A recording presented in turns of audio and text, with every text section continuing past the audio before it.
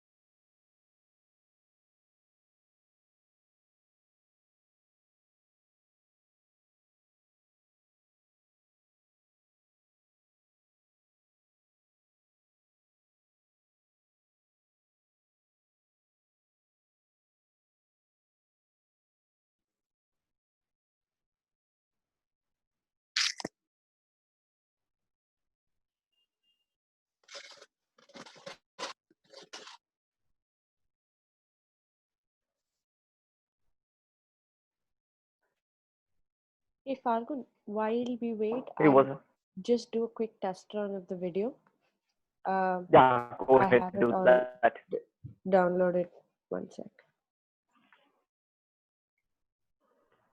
Cool. Dude, is it just me or is my shirt like really messed up? Like it's Crumpled. giving me hallucinations. It's a little crumpled. If you wear a jacket over No, it, it's not crumpled at all. It's not oh, crumpled it's at giving all. you the The illusion of being, yeah. lines just, yeah, it's illusion. That's the thing. Ah, shit. Okay. Can you see my screen now? Yep.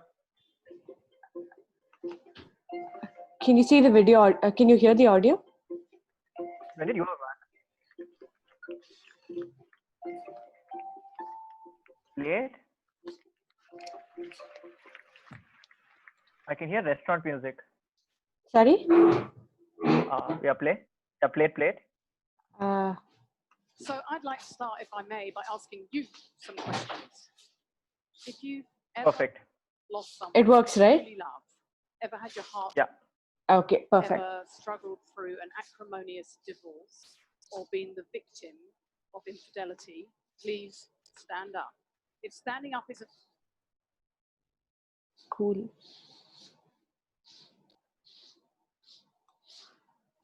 Cool. All cool from my side then.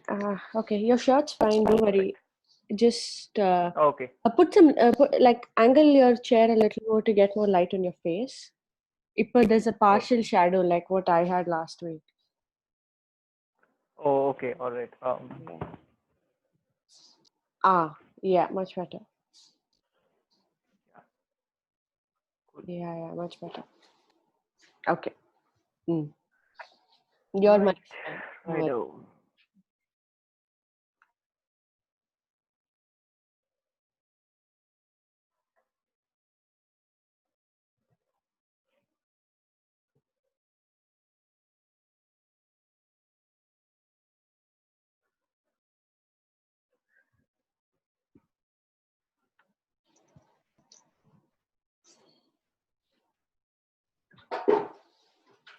Ark and Nema, can you guys record? Because when I'm recording, it doesn't allow me to minimize my screen. Can you guys also record just in case? Because I might have to pause the video when I'm doing it. Yeah. Wait, Ark, I'll give you permission. One sec. Make co-host. And ask to start. Good afternoon, sir. How are you today? Hi, all is well, man. I just hope my internet holds. I had a very bad time with internet yesterday. Hopefully today, Oh. Saturday is better. Yeah. So where are you based out of, sir? I'm based out of Bangalore, Whitefield. Bangalore. Okay. Whitefield. All right. How is it there? So the cases have been rising in the last few days. So, for almost 4 weeks, we all went Yeah. to office. But then again, the office has gone back into shutdown about 2 days back. Yeah. Yeah. Yeah. Whitefield and North Bangalore has also started shutting down slowly, and South is Yeah. also hit. True. This is area with a lot of people who come from various parts of the country. I guess that's the reason. Yeah. Hmm. Yeah. Bangalore was pretty slow in, with cases, but I guess it's inevitable. Things will climb. Yeah, I believe in Bangalore also they started running out of beds. I think maybe that's the reason why there is a lot more crisis now.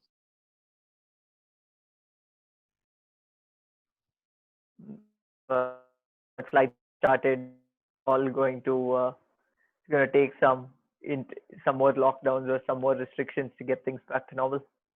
Yeah. Yeah, true. So just go ahead, sir. Yeah. No, can you just repeat the question? Actually, your voice broke for a second. Okay. No, yeah, I was just saying it's going to take a little more time, a few more lockdowns before everything gets back to normal. Yeah. No, I think this year is gone. I don't think before April anything will change fundamentally. I think you have to just get used to living in the lockdown. Yeah. Yeah. Just waiting for the remaining panelists, and Sure. once everybody's in, we can start. Great. So while I already have your mail, just give me a very quick idea of how this is going to pan out. So in about 5 minutes time, everybody else will join in. Then you'll have an introduction and then you will tell us to speak a little bit. How is it going to go?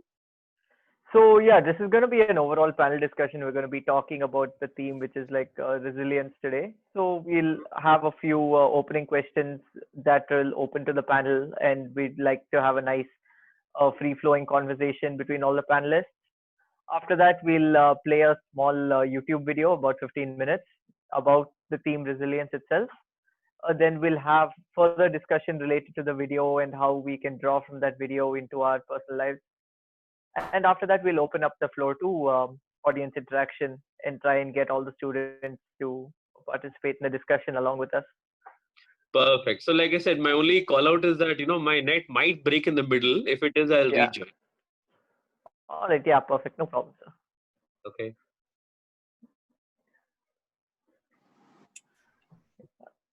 Hi, this is Jasrita here. Hi, how are you? Saurabh Very here. Hi, good well, morning, thank you. ma'am. Hi, Saurabh. Morning.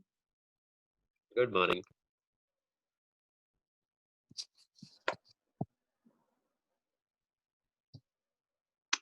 Change the orientation.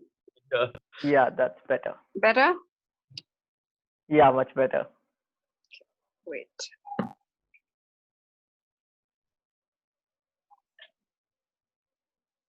Is that fine? Or do you need it differently?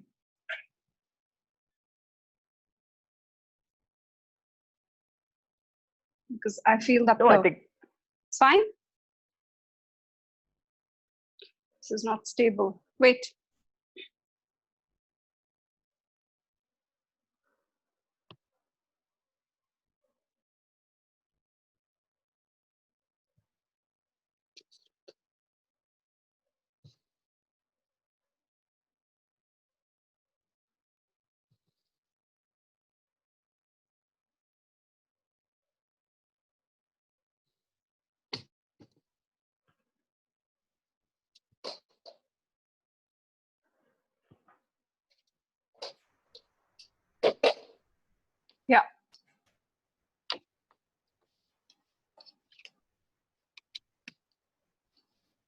Yeah, so we'll just wait for another 5 minutes until everyone gets in, and then we can start.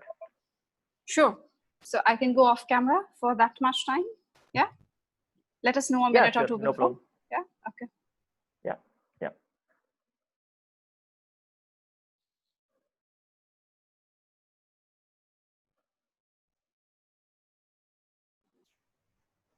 Actually, I had a question. I was trying to reach Sankal.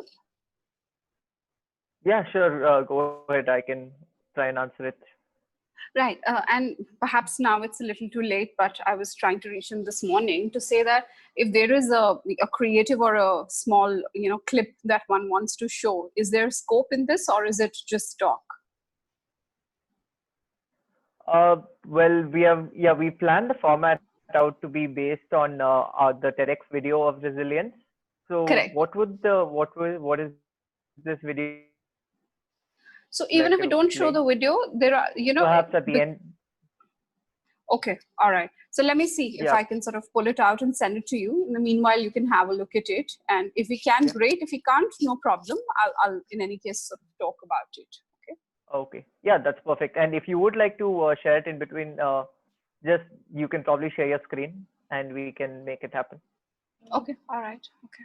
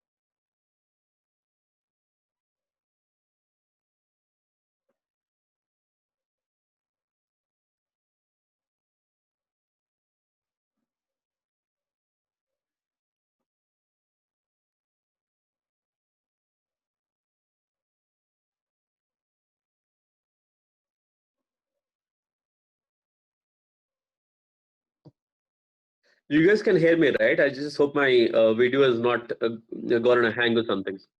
No, No, everything's can perfect. hear you. Can hear you and see you. Yeah.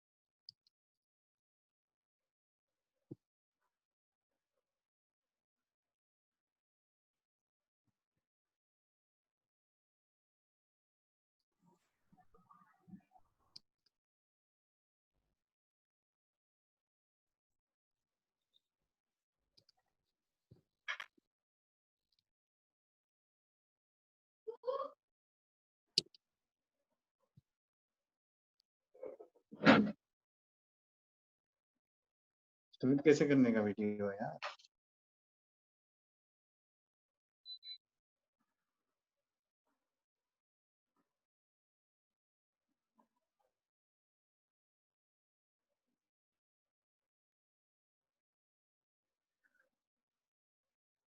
Okay, perfect. I think everyone is here right now. Dhani sir. Morning. Hi, Dhruva. That's a new look. Yeah. Unlocking my head. Perfect. I'm only growing mine.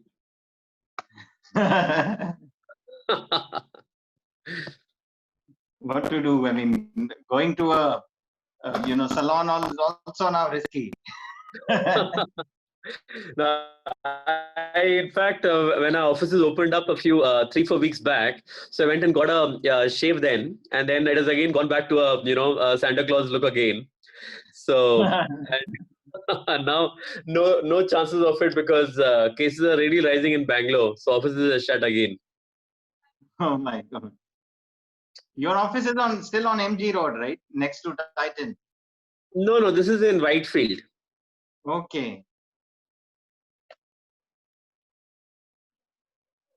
I think years ago when I think Vinita Pali used to be there, I think she used to operate from MG Road, if I recollect. It's been 7-8 years. Yeah, so we had another office, not really MG Road, but yeah, it was the old Britannia factory, which is somewhere midway. But that's the property I think they're trying to sell off, and while it is still with us, they're not sold it off. It's the old club and all that. But the new office is very much in Whitefield now. Oh, that's good. Whitefield is pretty, I think it's a very good place. Yeah, but unfortunately, it also has a lot of these, people coming from various parts of the country, and hence this is also a hub for COVID now, unfortunately. My God.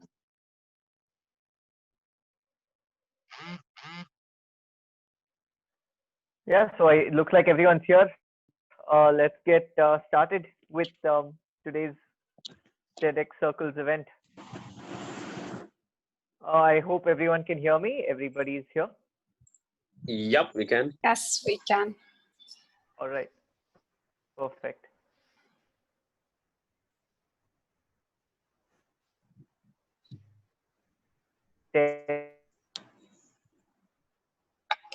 By welcoming our panelists and introducing them. First, we have Mr. Saurabh Bajaj, currently the marketing head of the dairy team at Britannia Industries Limited, and an expert in business development. And he's a civil engineering graduate from the Delhi College of Engineering. He's moved on to become a proud alumni of IIM Indore and is currently pursuing a career in marketing in FMCG. Thank you for presence here today, Mr. Saurabh. Hi, Falgun. Thank you so much. Manish Advani. Mr. Manish Advani has over 2 decades of experience working for clients from small-scale companies to large B2B and B2C organizations across the world. He is fondly known as the Coconut Man of India for his innovative solutions in using coconuts as promoting sustainability. He has listed 100 influential marketing leaders of India, and is also a 7-time TEDx speaker. Sir, welcoming your experience. And next we Satyakam Gautam, sir. Mr. Gautam is a decade of experience serving as the current DGM of India Bulls. A proud alumnus of IIM Lucknow and an expert in finance. We're grateful for your presence here. Looking forward to your finance.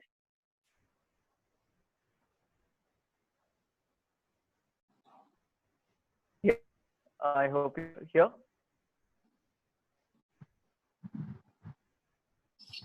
There's a bit of a lag in, what you're saying.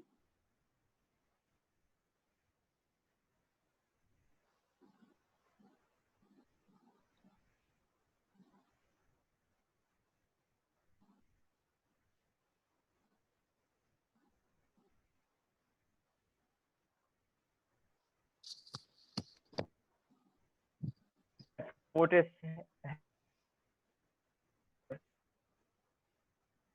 and innovations. helped this scene as one of the 6 future game changers of health. And she was the 2018 nominee for the IAM Marketer Award. Ma'am, and thank you. Thank you. Very pleased to be here. Right. So, to our TED Circles event, the theme is resilience. So, resilience is one's ability to recover from crisis quickly, and the quality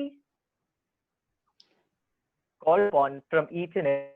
So, Falgun, the aim of today's Falgun, event is sorry to for identify interrupting. what. Yeah. Sorry for interrupting. Your connection is it's breaking. Your voice is breaking a lot Yeah. in between.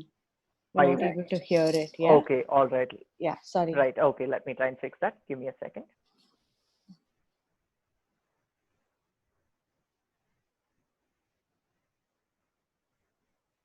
Is this better?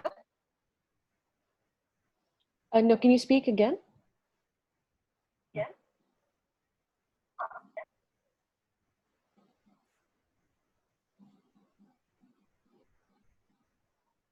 Yeah, is this better? I'm trying it on my phone right now. Yeah, this is better. great. Yeah. Yes, it's better. Thanks. All right, perfect. Yeah. So the theme for today's event is resilience. And resilience is one's ability to quickly recover from crisis effectively. And it's a quality that is being called upon from each and every one of us today. So the aim of today's event is to identify what makes one resilient, what makes a company or a business resilient. And we have brought in 4 experts and executives from various companies to let us know about business methods and business practices that will help companies sustain in this situation. So the format for today is initially we will be talking about your perspective on how COVID-19 has affected business and the current marketplace, and how companies can show resilience and getting back on their feet quickly. And then after that, we will move on to a video about 3 secrets of resilient people by Miss Lucy Hone. And then we will have a discussion with students as well as the panelists about how we can incorporate these values in our daily lives. So if everyone has any questions, that would be a great time to ask. Otherwise, we can get started with the first question and we can begin the panel discussion. Sounds good, Falgun. We can start. Awesome. Perfect. So yeah, coming to the matter at hand, obviously COVID-19 is one of the biggest things that people are talking about, and it's something that has affected all of our lives. But some companies, despite all this, are succeeding and doing well. So I would like to get your feedback and get to know what you think are some of the common aspects between the companies that are succeeding despite this COVID-19 situation, and what other people who are struggling can learn from this and implement in their lives and businesses. Yeah, the question is open for anyone who would like to take a stance on that. So, okay, maybe I'll go. You guys can hear me? Yeah. Yes, sir. Okay. So, even before I came to companies, I was just reflecting before we started this discussion about when I was graduating from engineering in 1998. Now, that was a year of recession, maybe not as bad as, COVID is making life today. But I could remember that, feeling of disbelief then, saying that this is not happening to me. This cannot happen to us, right? Because we're from a good campus, we studied hard, we've done all the hard work. So how is it really happening? Yeah. And I think that's a feeling which is being now sort of echoed across campuses, is being echoed across companies where, plans, I think March is the time when all of us had our annual plans in place. We had fought all the difficult battles. We had our initiatives lined up. And come April, everything is in limbo. Yeah. So I think it's been a tough time for everybody. I think some people have done it better than others. Some industries have benefited because the consumers are really flocking to them, right? Luckily for me, Britannia seems to be one of them where, people are at home. So obviously they're not eating restaurant food, and that's really helping us. But I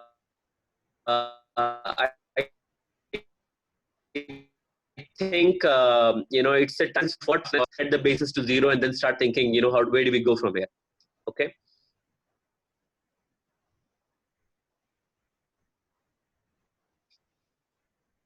Perfect. Yeah, thank you so much. There are different ways in which all of us can combat this in our own way.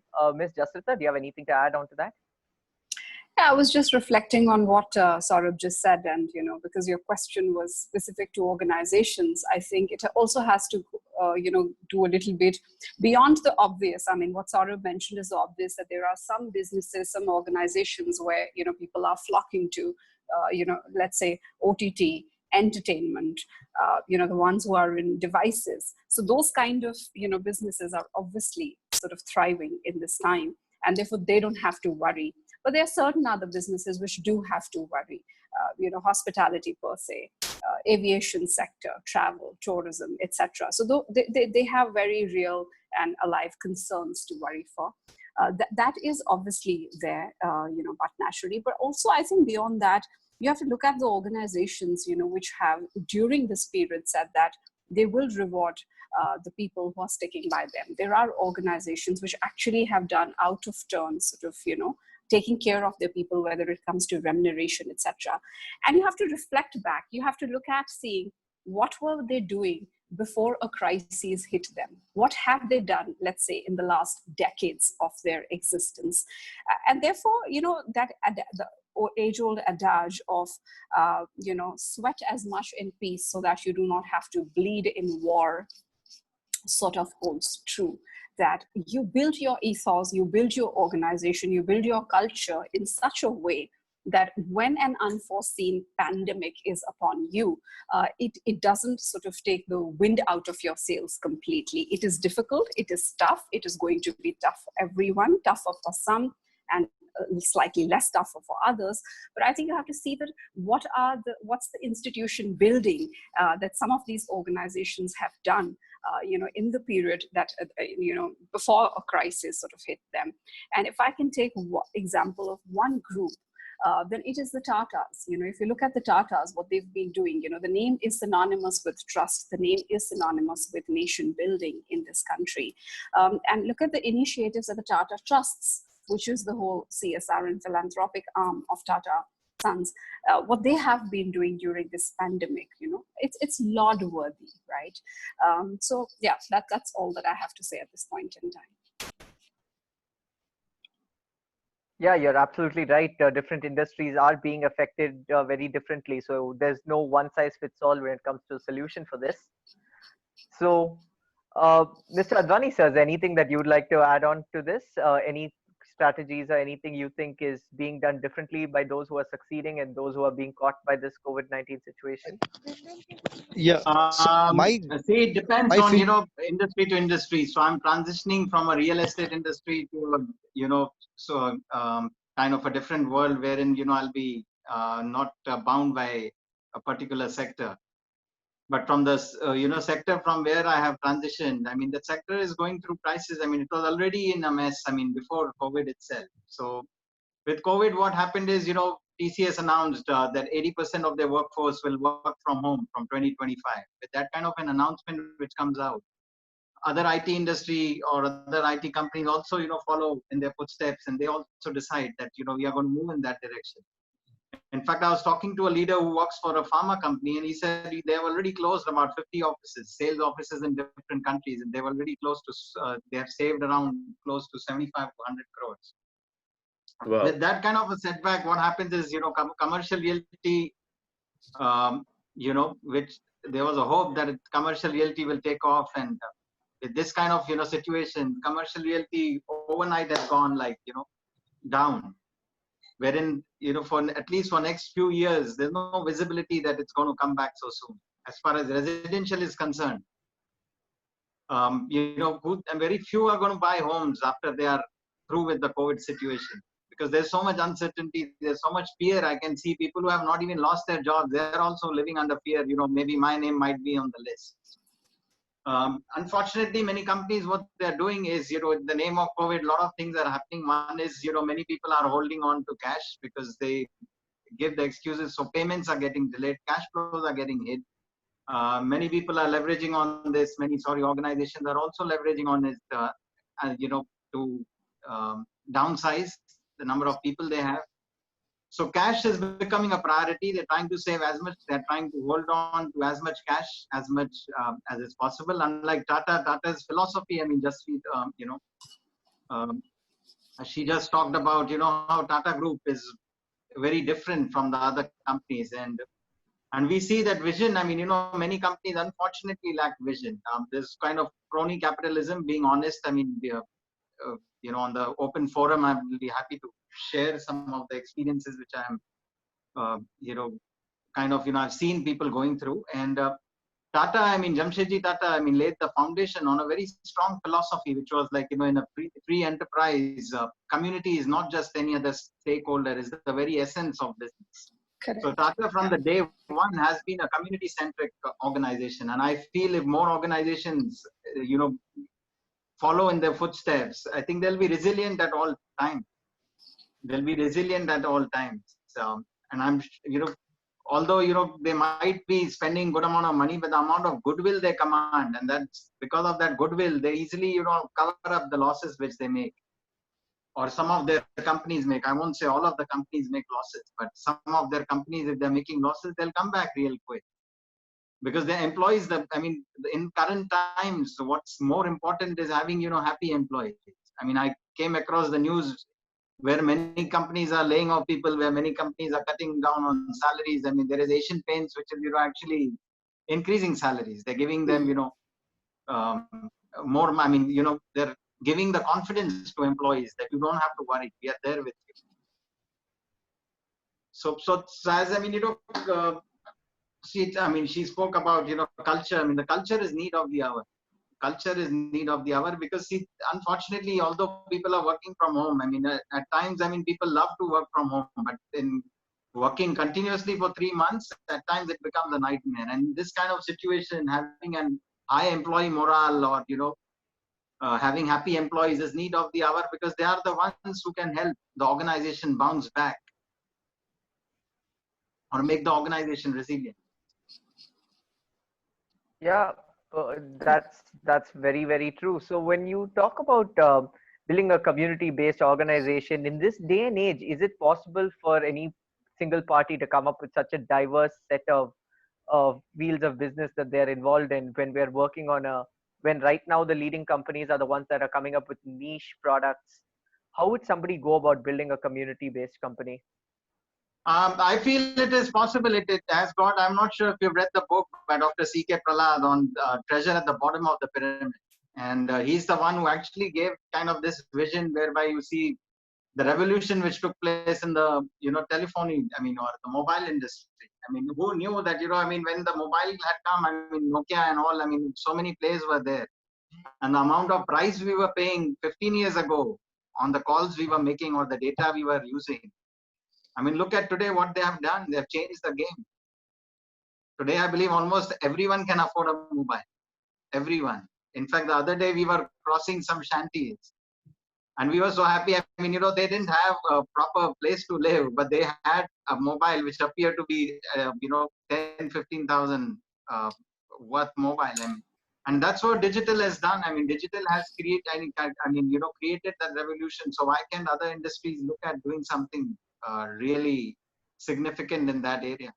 And so many things are happening on several different fronts. So many things are happening in several different industries. And the world is talking about diversity. World is talking about inclusion. I mean, I believe the biggest inclusion has been done by the mobile industry. I mean, they have included pretty much everybody. In fact, I mean, the milkman, I mean, people are doing, I mean, making payments through using payment gateways. They're not, dealing in cash. I mean, 10 years ago, if you would have, I don't think anybody would have even thought of, doing a transaction or, with the milkman on using a payment gateway. So there's a lot of revolution. I mean, with the payment gateways opening up, I mean, pretty much everybody is being included in the banking system. So there's a revolution in banking. There's a revolution in telecom. So we are already seeing, and now there is need to create revolution, many other, different industries. And I'm sure that will happen in times to come. Because any problem leads to opportunities. Those opportunities bring out new ideas. Those situations bring out innovation, and lot can change. Yeah, I completely agree with him. And if I can come in here, Falgun, I just wanted to build on the point that he just made. Of course, go ahead. That's what we Right? are Yeah. for. Go ahead. Right. So, I think he hit a very important note. And I mean, just go back a decade ago, if somebody said that one of the biggest companies in cars is going to be, which does not own a fleet of cars, we might have scoffed at it. 15 years back, if somebody said that the biggest name in, in travel, in accommodation is going to be, which does not own any hotels as an Airbnb, you would have scoffed at that idea about it. But it did happen, right? So today, 1 in 3 person in India is a millennial, if you look at it, right? And millennials, if there's one thing, their buying patterns and the things that they care about and that they cherish are very different from Generation X, Generation Y, or whatever have you. They do not care so much about owning something. So this concept of owning, whether it is real estate or a car or a piece of whatever material aspect, when that changes to have ownership reside with a lot of people, a bit of like a blockchain effect. That is what a blockchain is, right? So if you think about a blockchain effect that's happening in enterprise, it's fairly possible. It's fairly possible. It might seem like a bit of a radical idea today, but I think we are headed in a way where the greater good of a large number of people is going to be important for a business to thrive. That is going to be at the very, essence or the core of its existence. Something that Jamshedji Tata had the vision to see, about so many, like a century ago. And some organizations are already doing, which Dhruv spoke about right now. So I think we're headed in that direction where the greater good is going to be more important than just power residing in few silos. Yeah, very, Hello. very valuable insights. Yeah, Hello. Sir, you. Yeah. Hello. Yeah, Satya says yes. Yeah. So I just want to put in some points here. I think human mind works in cases where we tend to extrapolate things either on the one end or on the extreme end on the other side. So we tend to live in extreme worlds. So before this COVID thing, we were living in a different world altogether. And obviously this COVID experience, we think that certain things would happen in the market, which would perhaps lead us to change in consumer patterns, or let's say change in actual consumer demands. The reality might lie somewhere in between. I mean, I'll just give an example. In 1945, after the Second World War, the German economy was perhaps the most disrupted and the most lowest growth kind of economy in the world. And within 3 years, they came out pretty well and changed the economy in such a good manner that German economy stands where it is right now. In 1920, post the Spanish flu, people thought that people would stop going to bars or they would stop going out to hotels post the Spanish flu. It didn't happen that way. So my take is that whatever is happening right now post this unique experience of COVID, the only thing we can accept is that maybe whatever we can justify or we can visualize on on the basis of our experiences might not be true. I mean, for example, people are saying that the demand for real estate would go down. But I think otherwise. I mean, if people are going to work, mostly work from home, they would want to have a pleasant experience or a unique experience of working for office sitting from home. So they would look at having a, just a second.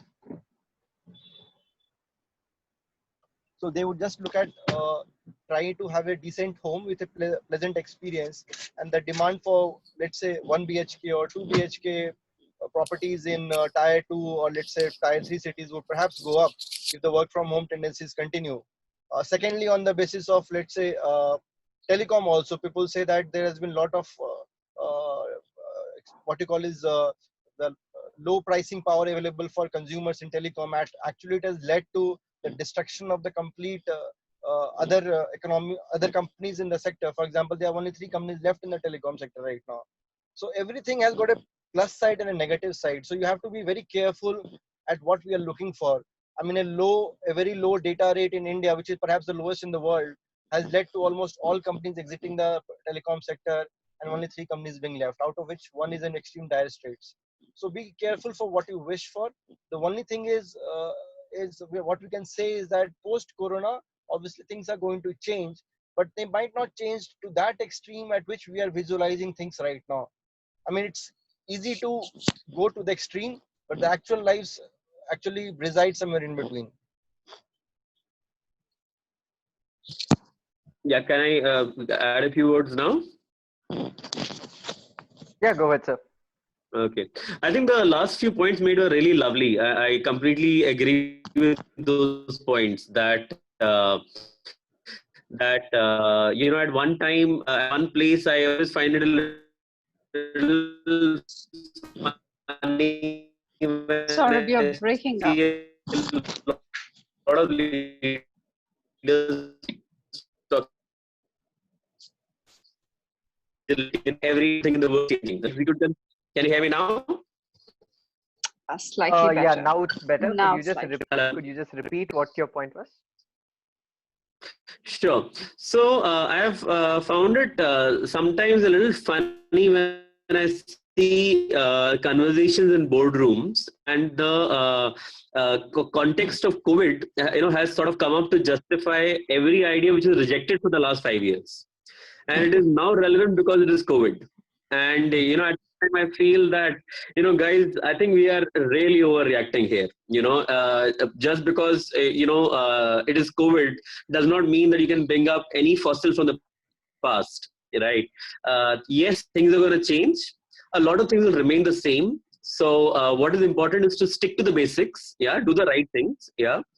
And for every adversity, there will be an opportunity. I mean, one of the examples from my own work is hotels are shut, institutional sales of cheese collapsed, right? The same amount of cheese shifted to retail. And the manufacturers of cheese, the factories, are still running on full capacity. It's just that they have to change the format. Now, instead of selling 1 kilo blocks, they're selling 200-gram blocks for consumers to pick up. So it is interesting how a lot has changed, right? And how long will that change last? Human beings, we still have the same needs. We're still eating the same. We're still living in houses. We are still, looking for entertainment, right? So a lot of fundamentals are not going to change, right? We have to adapt. We need to be open in our minds towards saying that completely knee-jerk reactions, or are we thinking this through in a very manner and then doing the right things and not dissipating everybody's energy just because it is COVID?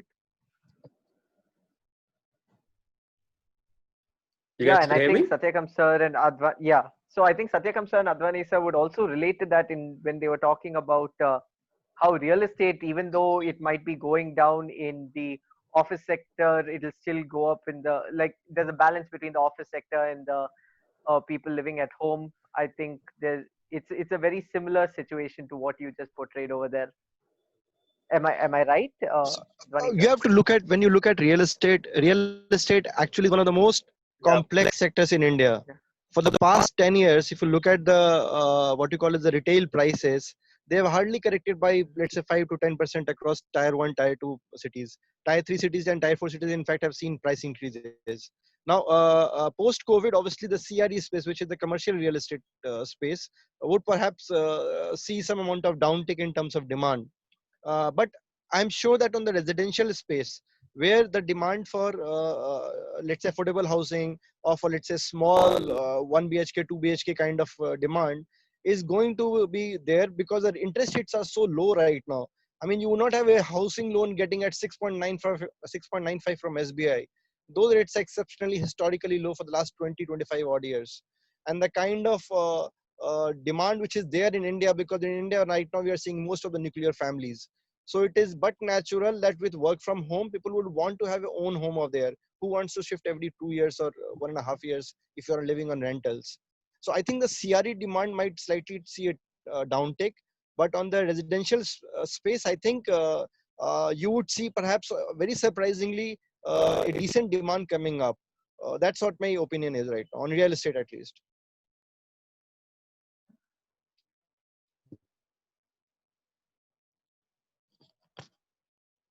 Adding to what our friend said, the biggest challenge that most of the industries which are labor intensive are facing is labor.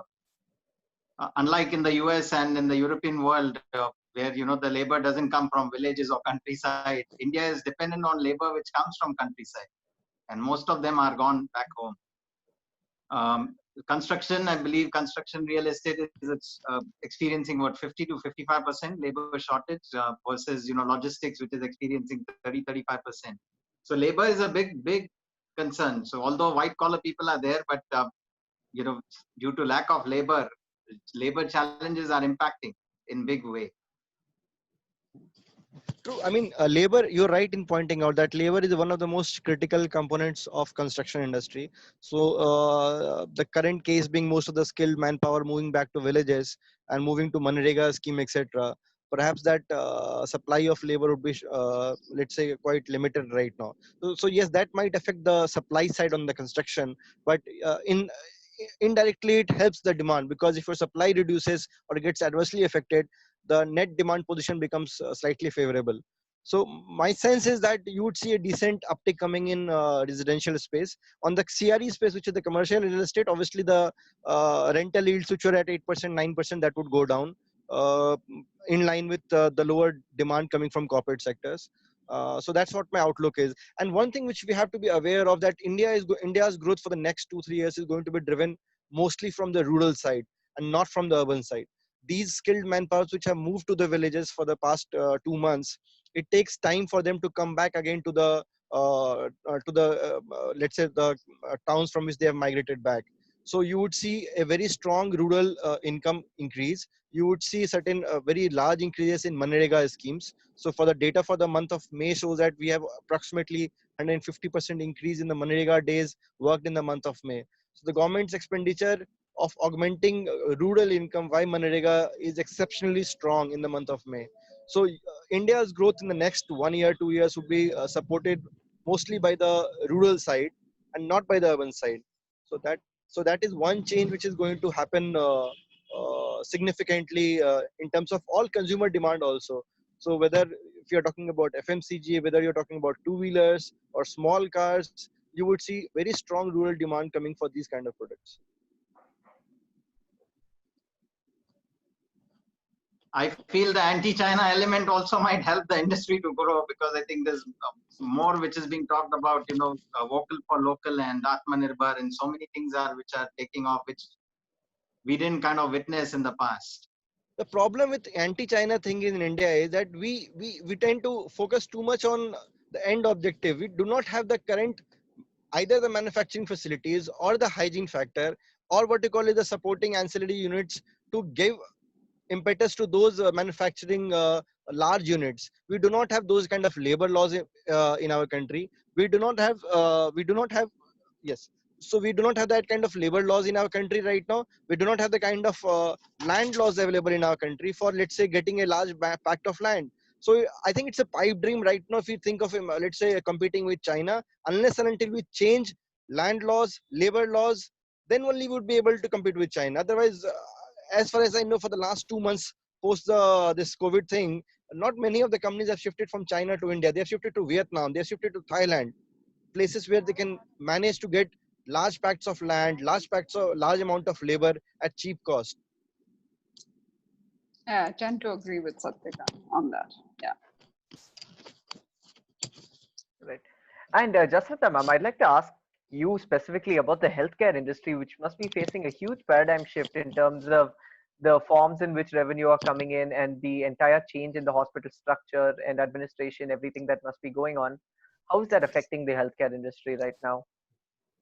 Hugely, and in ways which one hadn't imagined earlier. So, I mean, come to think of it, if we first talk about certain numbers, this is that time of the year where most healthcare would see occupancies upwards of 70%, so 75 to 80%.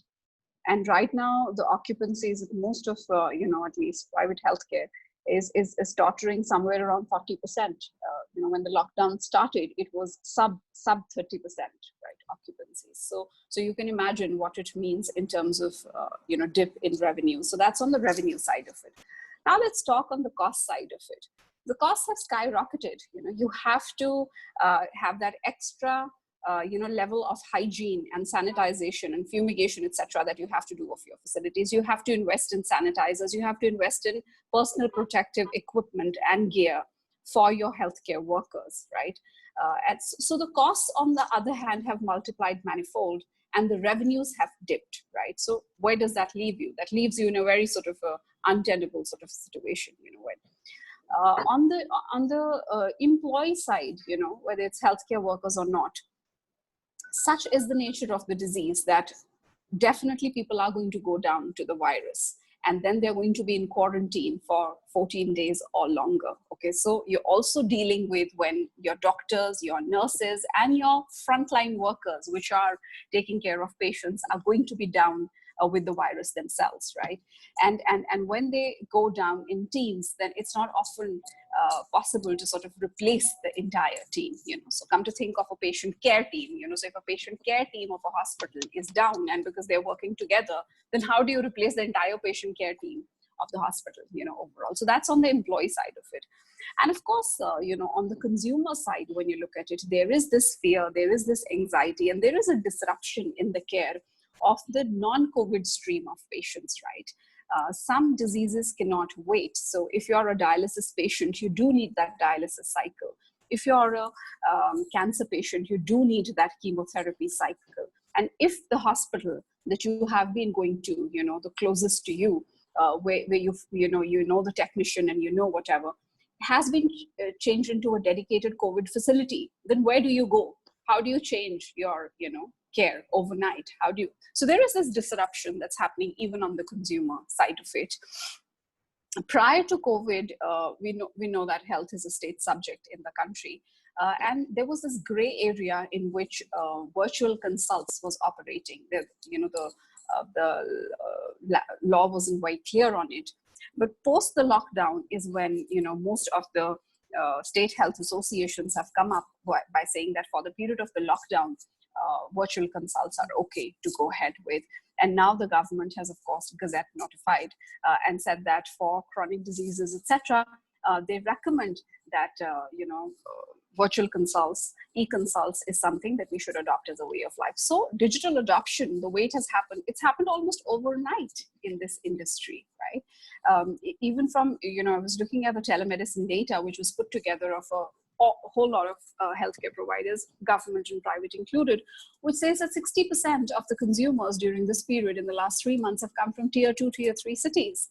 And whereas we know that pre-COVID, in tier 2, tier 3 cities, the digital adoption, as far as healthcare was concerned, was low. The penetration was very, very low. Still, people would come down from, let's say, UP, Bihar, Madhya Pradesh, wherever it is, they'll come down to Delhi, they'll get the treatment, they'll go away. 3 months later, they'll again come down for a follow-up visit, etc. But today, even in the hinterland, we've got hospitals in Ludhiana, Amritsar, and we are doing virtual consults there, right?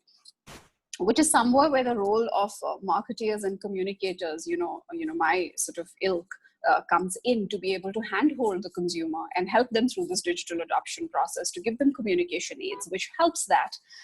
But got a long story short, very different, the structure and the lay of the land as it was earlier to pre-COVID times.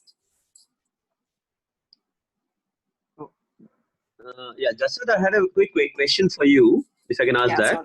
Sure. Can't hear you. So, I had seen this documentary. Yeah, can you hear me now? Yes. Yeah, about Bill Gates forecasting, and how we'll behave during a, pandemic, and it's almost like a war where you'll have to have, which is, like your large stadiums, and you'll have to bring in a lot of caregivers, maybe even from medical schools. So is that correct? Which is happening for a COVID standpoint? Because it's something I'm quite curious about. Yeah, so I couldn't hear you in between, but I think I'm just going to, so that I got the question correct. You're talking about Bill Gates and the sort of, prediction that he made that, in this pandemic sort of situation, you'll have stadiums full of, which caring for COVID people, and then you have to bring in care workers too. And you're asking that how true is that to that prediction? That's the question. Hello? Yeah, and he mentioned these care workers could even come from colleges who get so many doctors or so many helpers in process. That's right. That's right. No, so it's very close to what we are seeing. You know, so if you look in Mumbai, which was the worst affected by the crises, we know that the biggest stadium that you have there are beds which are lying. You know, here in Jawaharlal Nehru Stadium, NSIC grounds are being readied, etc. The government is going to private hospitals, staying them up and saying, so for instance, one of our hospitals, which had 160 census beds, was told by the government that you have to create it into a 200-bedded facility. You know, so I mean, overnight, almost in 48 hours, you're trying to create that into a 200-bedded facility. How do you do that? You know, that you tell the cafeteria person to go, and where there was a cafeteria earlier, you have some beds lying there with monitors now. So I think as far as the first part of the prediction to say is that all your public, institutions which are there are going to be utilized to be able to deal for this pandemic is coming true. We are seeing that. Coming to the healthcare workers, you know, already our record is very, very abysmal when it comes to, doctors per 1,000 population, nurses per 1,000 population. The record is pretty abysmal as it comes. And that is because over a period of time, and it's not to do with recent times, but over a period of time, we spend very little of our GDP, 1 odd percent, 1.25, 1.5%, very odd, of our GDP on healthcare. I mean, Burundi spends more on healthcare than, India has historically, traditionally. So healthcare workers are not going to come out of anywhere. However, when a pandemic of this size is there is the segregation of jobs that happens. So obviously for ICU care, you will need the ICU trained nurses, etc. And that job cannot be done by others. But for asymptomatic work, patients which do not have symptoms, or younger patients with milder symptoms, etc., which is to do with more of monitoring monitoring and passing on the results on to, let's say, the doctor, etc. Those are the kind of jobs which, ASHA workers can do, which, somebody with just some understanding of science can do, which the final year students of MBBS can do, etc., which the final year graduates of nursing can do, which physiotherapists can do, which allied healthcare sciences people can do with some basic understanding and some basic level of training. So this segregation of jobs is something that everyone is sort of looking at. And very soon we are going to reach that. If you're not, you got to look at how July pans out, because right now it doesn't seem like this pandemic is in any mood of ebbing. With that, I think we are headed to that direction, and there is paid work that's happening in that area, Saurabh. And last of all, I'd like to tell you, you might have also read up, in news that there are home isolation packages which have been launched by a whole lot of healthcare providers in a lot of cities, right? So wherever people can be home isolated and the government does not have an adverse view of that, actually there is a nurse and there is somebody who's going to be allocated to you, who through the remote medium is every day checking up on your vitals, on your, you have a pulse oximeter, so they check up on what your saturation levels are, report it back to the doctor. If there is anything untoward, hopefully not, then you're shifted back to that facility. Otherwise, you just stay at home for those 14 to 17 days. On day 15, there is a test which hopefully says that you're COVID-free, and then you're rehabilitated back into your natural environment, etc. So all these permutation combinations we are looking at, we are somewhere in the journey of reaching there. So what he said is very true. There is no element of drama or exaggeration to it. We are headed that way by all estimates. Yeah, that is definitely really scary.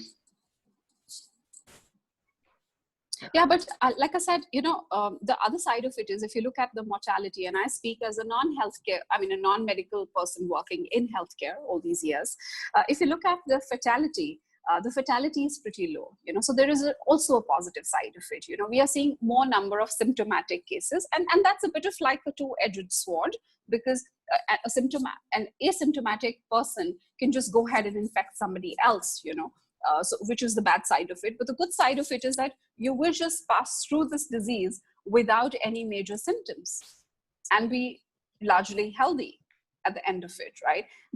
We are not seeing the kind of fatalities that countries which have seen the virus earlier, which we read about, Italy, Spain, and other countries which have a higher demographic, and age demographic has sort of gone through. So the fatalities are lower.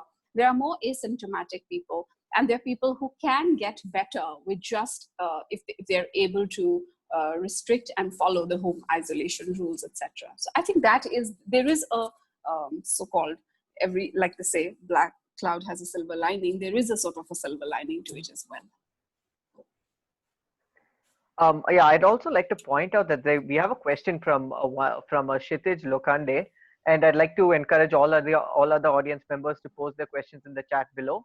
I think this question is directed towards Advani sir and Satyakam sir. He wanted to know on what impact the lower manpower and reduction in manufacturing and supply will have on the Indian economy and our personal lives on a day-to-day basis.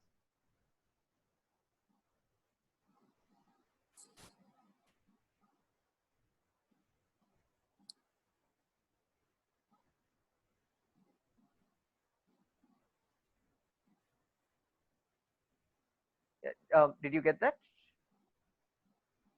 Perhaps you will repeat it.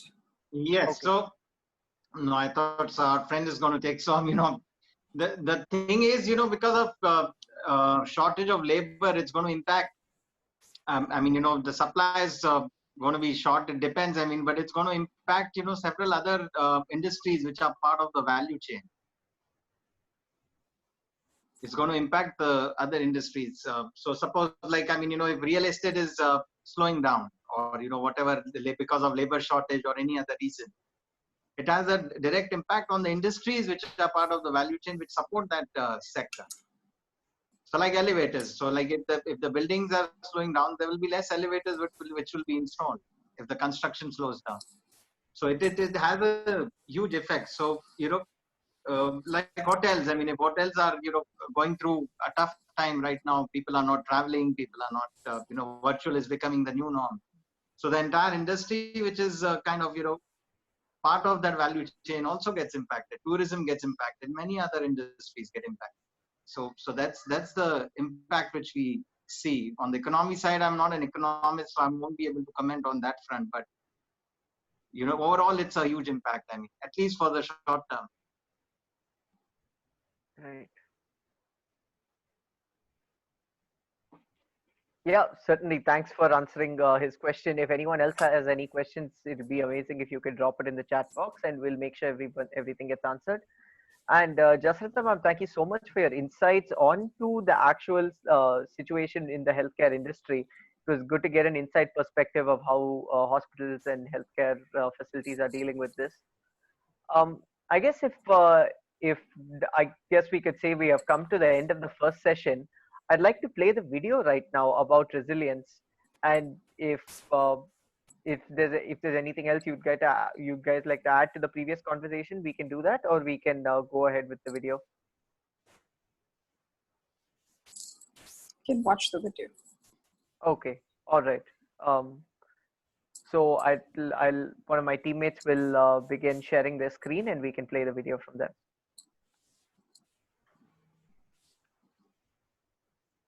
Falcon, just tell me if you can hear anything on the audio. Yeah, sure.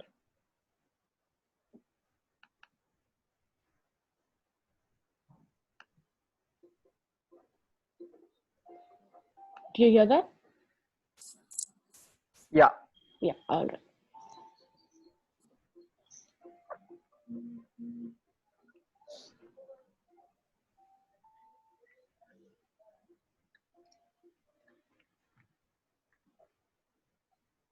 So I'd like to start, if I may, by asking you some questions. If you ever lost someone you truly loved, ever had your heart broken, The voice is very feeble. an acrimonious divorce, or been the victim of infidelity, please stand up. If standing up isn't accessible to I'm sorry, ma'am. Is it not audible, the voice? It's It's very feeble. You need to amp up the voice. Right, I will the do note. that. Yeah. hand up, please stay standing Is that and okay? keep your hand up there. Yes, thank you. If you've ever lived through a natural disaster, been bullied or been made redundant, stand on up. If you've ever had a miscarriage Swati, could you share the screen again? We are not seeing the video. or struggled Okay, 1 through second.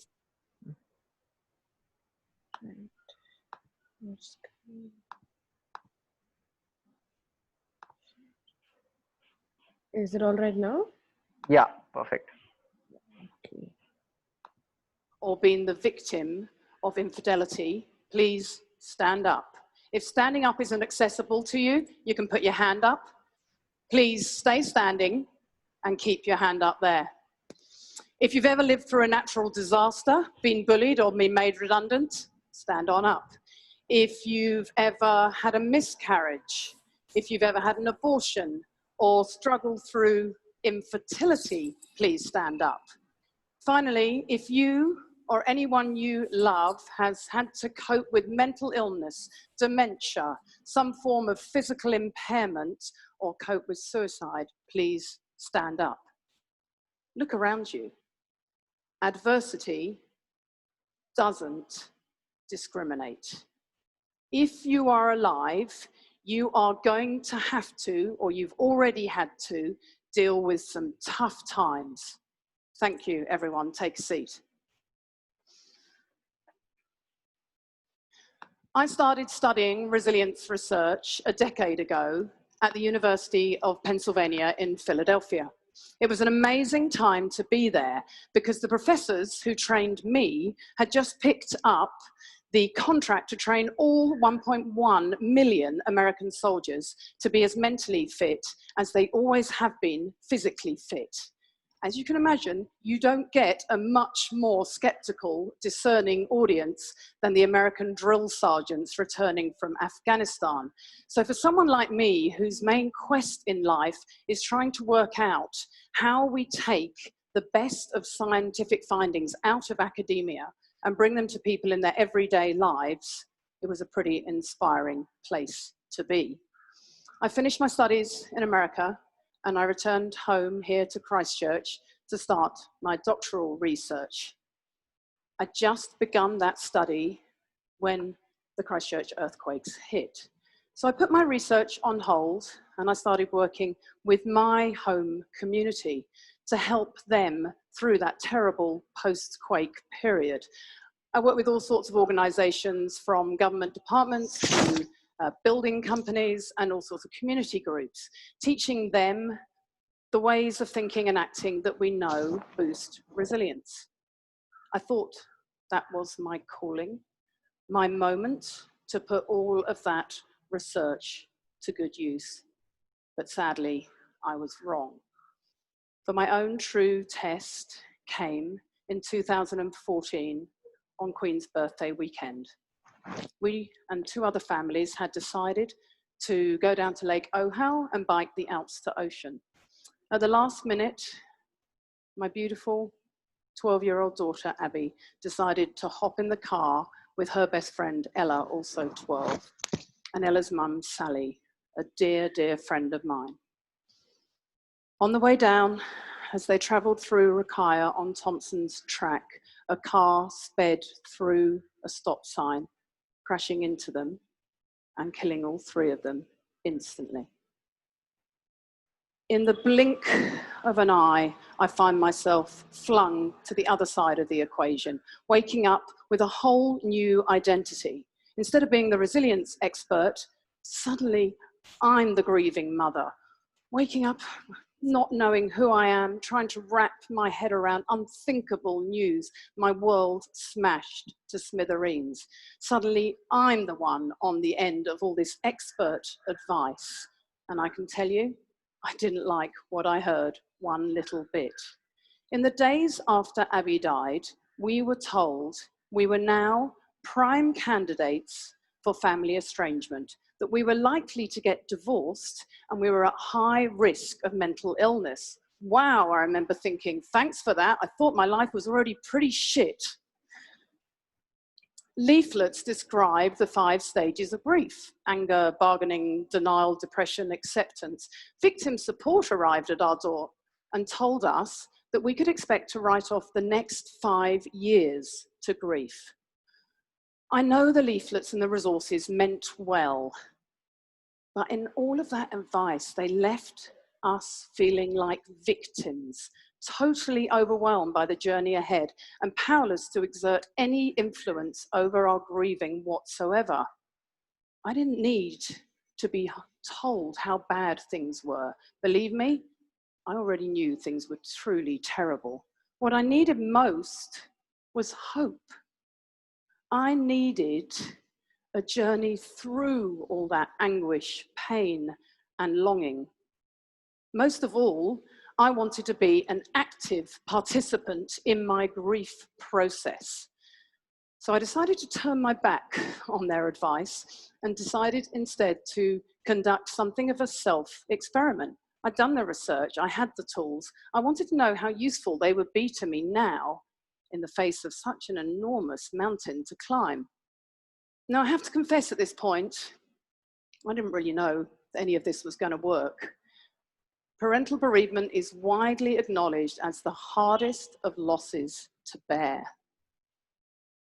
But I can tell you now, 5 years on, what I already knew from the research, that you can rise up from adversity, that there are strategies that work, that it is utterly possible to make yourself think and act in certain ways that help you navigate tough times.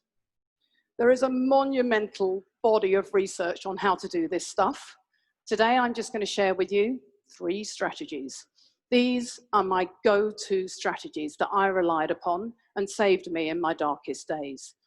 They're 3 strategies that underpin all of my work, and they're pretty readily available to us all. Anyone can learn them. You can learn them right here today.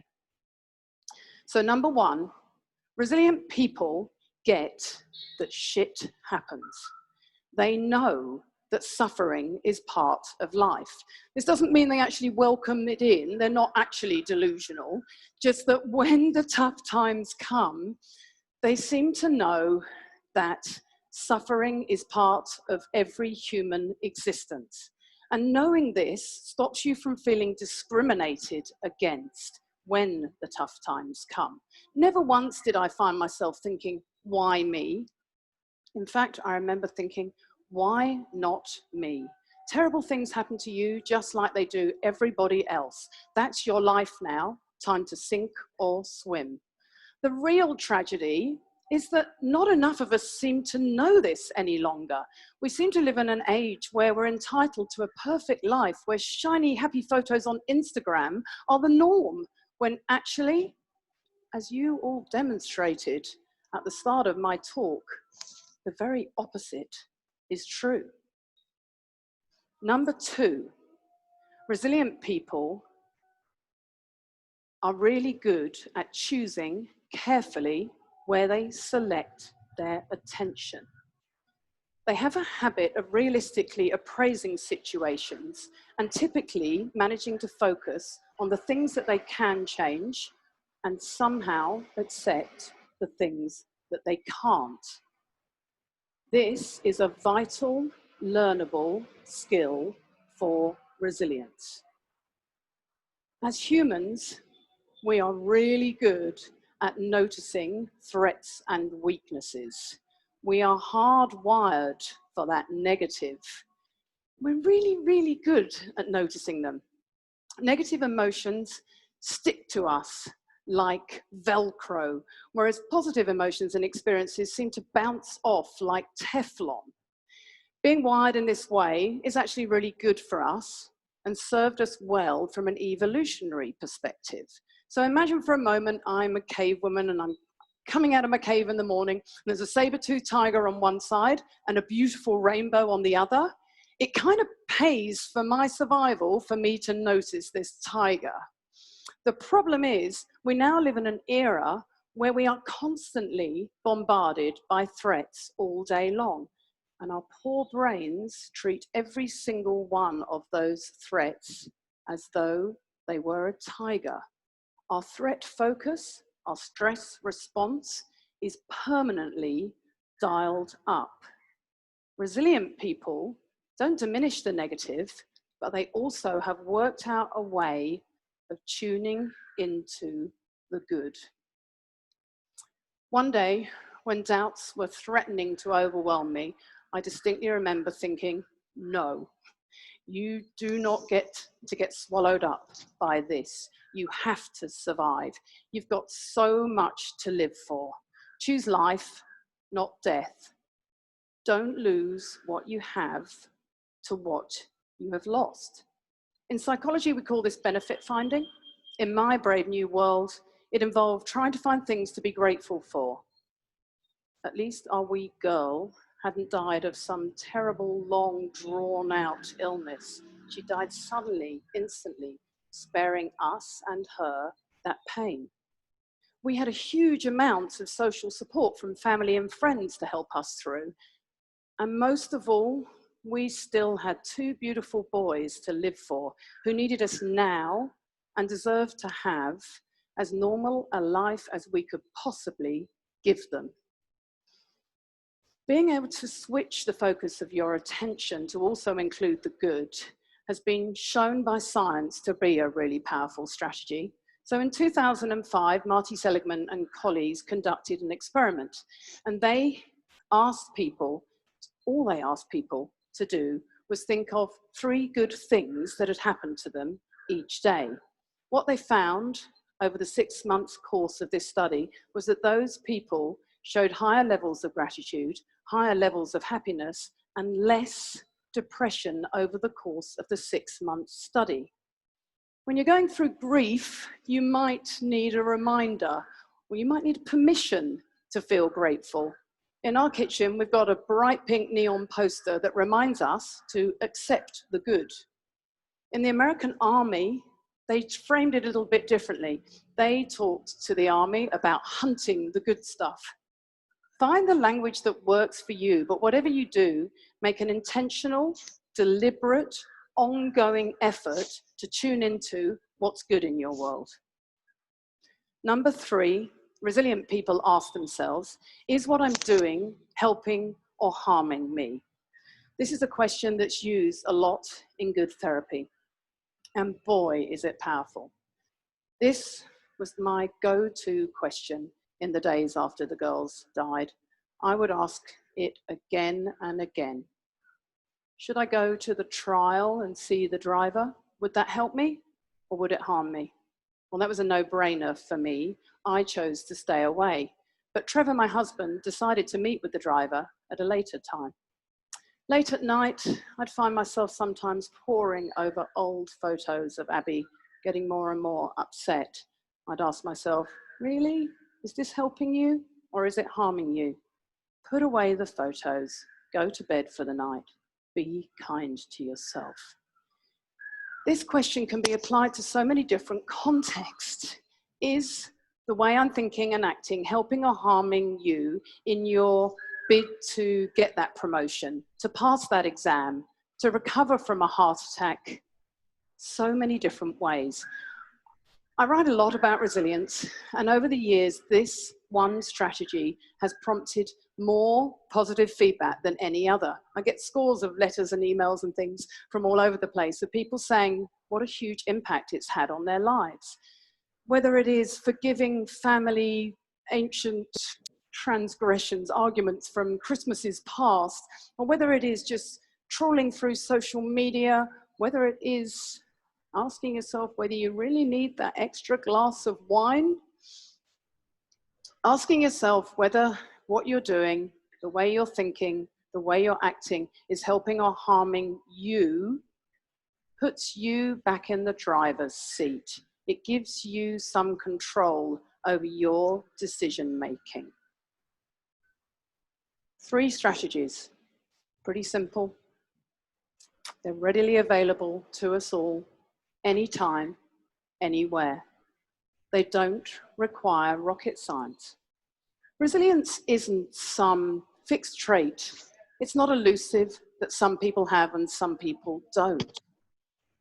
It actually requires very ordinary processes, just a willingness to give them a go.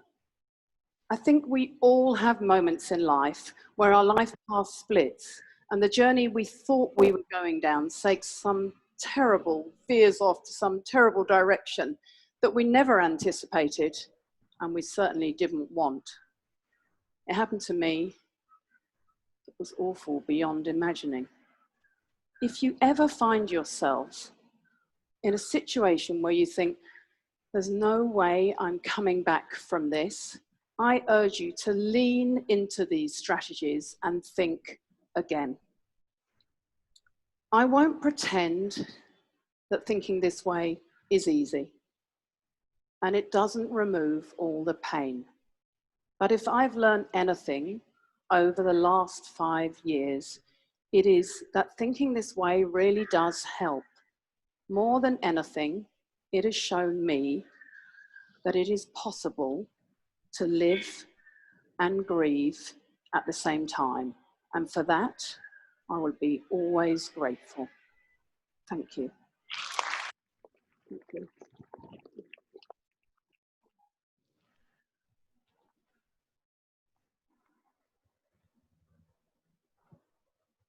I hope all of you were able to hear that video. So this video reminds me of one of my a quote from one of my favorite movies, Night at the Museum, where an imitation of Teddy Roosevelt says, "Some people are born into greatness, and some people have greatness thrust upon them." I think the case is very true for resilience as well. Some people may be inherently resilient. Some people may be resilient due to it being conditioned into them through suffering a variety of hardships. But I hope this video will help anyone who watched it know how to be a little more resilient. Now, of course, this is talking about resilience when it comes to hardships that are faced or very emotional hardships. But I would like to get to know what is your definition of a resilient person in a more business oriented context, a person who can suffer losses and get back up. What would you guys think of that? Falgun, can I go? Yeah, go ahead. So I think that's an unbelievable video. I mean, it's a video which I can probably see 100 times and still learn something new from. And one of the reasons why I probably feel so emotionally connected to this video is because, and it's unbelievable, but in my grandfather's home, there is an ideal prayer, and I still remember it vividly. It's one of my first interaction with something so profound. And that ideal prayer said exactly what the first rule is. The ideal prayer was, God, give me the power to accept the things that can't change and the change can. And that prayer, gave me goose pimples then, and it gives me the same goosebumps now, because I just I've ever got life. How do I stop battling against things that I cannot change, which I just need to accept, right? Whether it is my company, my job, my role, a difficulty at work, a COVID crisis, anything else. And how do I bring my focus onto the positives? How can I look into every situation, what not wasted crisis, any crisis will get some opportunities to emerge, which might be invaluable in the future. And what are those? And can I push my energy back in focusing on those opportunities? Yeah, this is what I want to.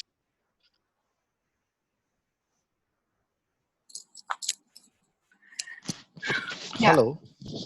Yeah. So my take on this resilient factor with respect to people who work in, it's a financial services companies or who work in financial sector, I think it is just like any psychological issues are mostly started from inside your mind. I think this resilience thing also has to come from inside. You have to figure out ways for yourselves. Nobody would be able to tell you like how to go about it, just like this video tells you that shit things happen in the world, and always to expect that the things would be fair or things would go as planned as you would want it to be need not be true. and in those scenarios you need to figure out what are those things which are positive for you and which are negative for you, and then only focus on the positive ones, because there is no other way around if you want to sustain in any part of work, whether it is personal or professional. If you're not able to accept that life can be unfair and you have to move on. With respect to financial markets, I think I come from a trading background, so I can say that when you are in financial markets or you are in trading positions, etc., being resilient perhaps means that you need to be aware of your decision making. You need to be, let's say, very much focused on your trade idea, etc., and don't let the noise around you change your view or change your opinion or something like that. uh, Even most of the best trades can go wrong, but if it goes wrong, accept it. I mean, there is no way that all of your trades are going to go right, etc., all of your investment ideas are going to go right, all of your let's say suggestions to your boss in your office or to your super boss in your office is going to be accepted. It need not be.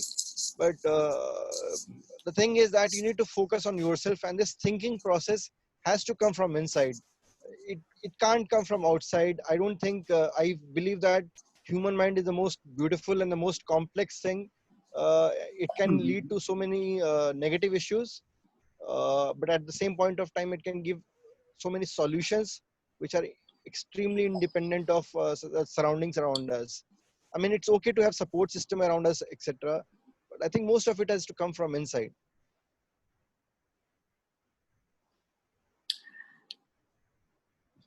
I think where I'd like to come in, Falgun, is to say that I believe in resilience, just to take on from the quote that you also mentioned from your movie, is I believe it is a trainable skill. It is an immensely trainable skill.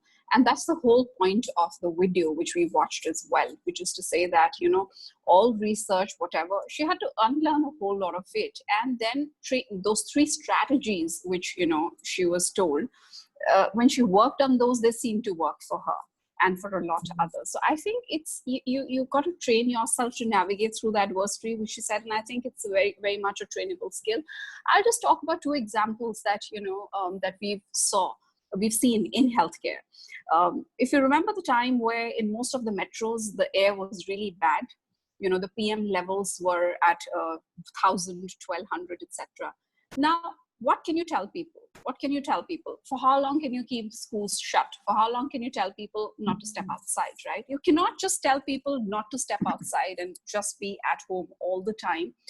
And at the same time, the bad air and the poor PM, level crisis was not going away anywhere. So what were you as pulmonologists, as doctors, as alternative therapists, everyone telling people? What is it that you were telling? You're telling them to build a level of resistance against what's there in the environment. You cannot change that, but you can build a level of resistance, whether it is that you do more cardio internally, or it is to say that you include more anti-inflammatory food in your diet, or to say that you surround yourself with more green, indoor greens, etc., etc.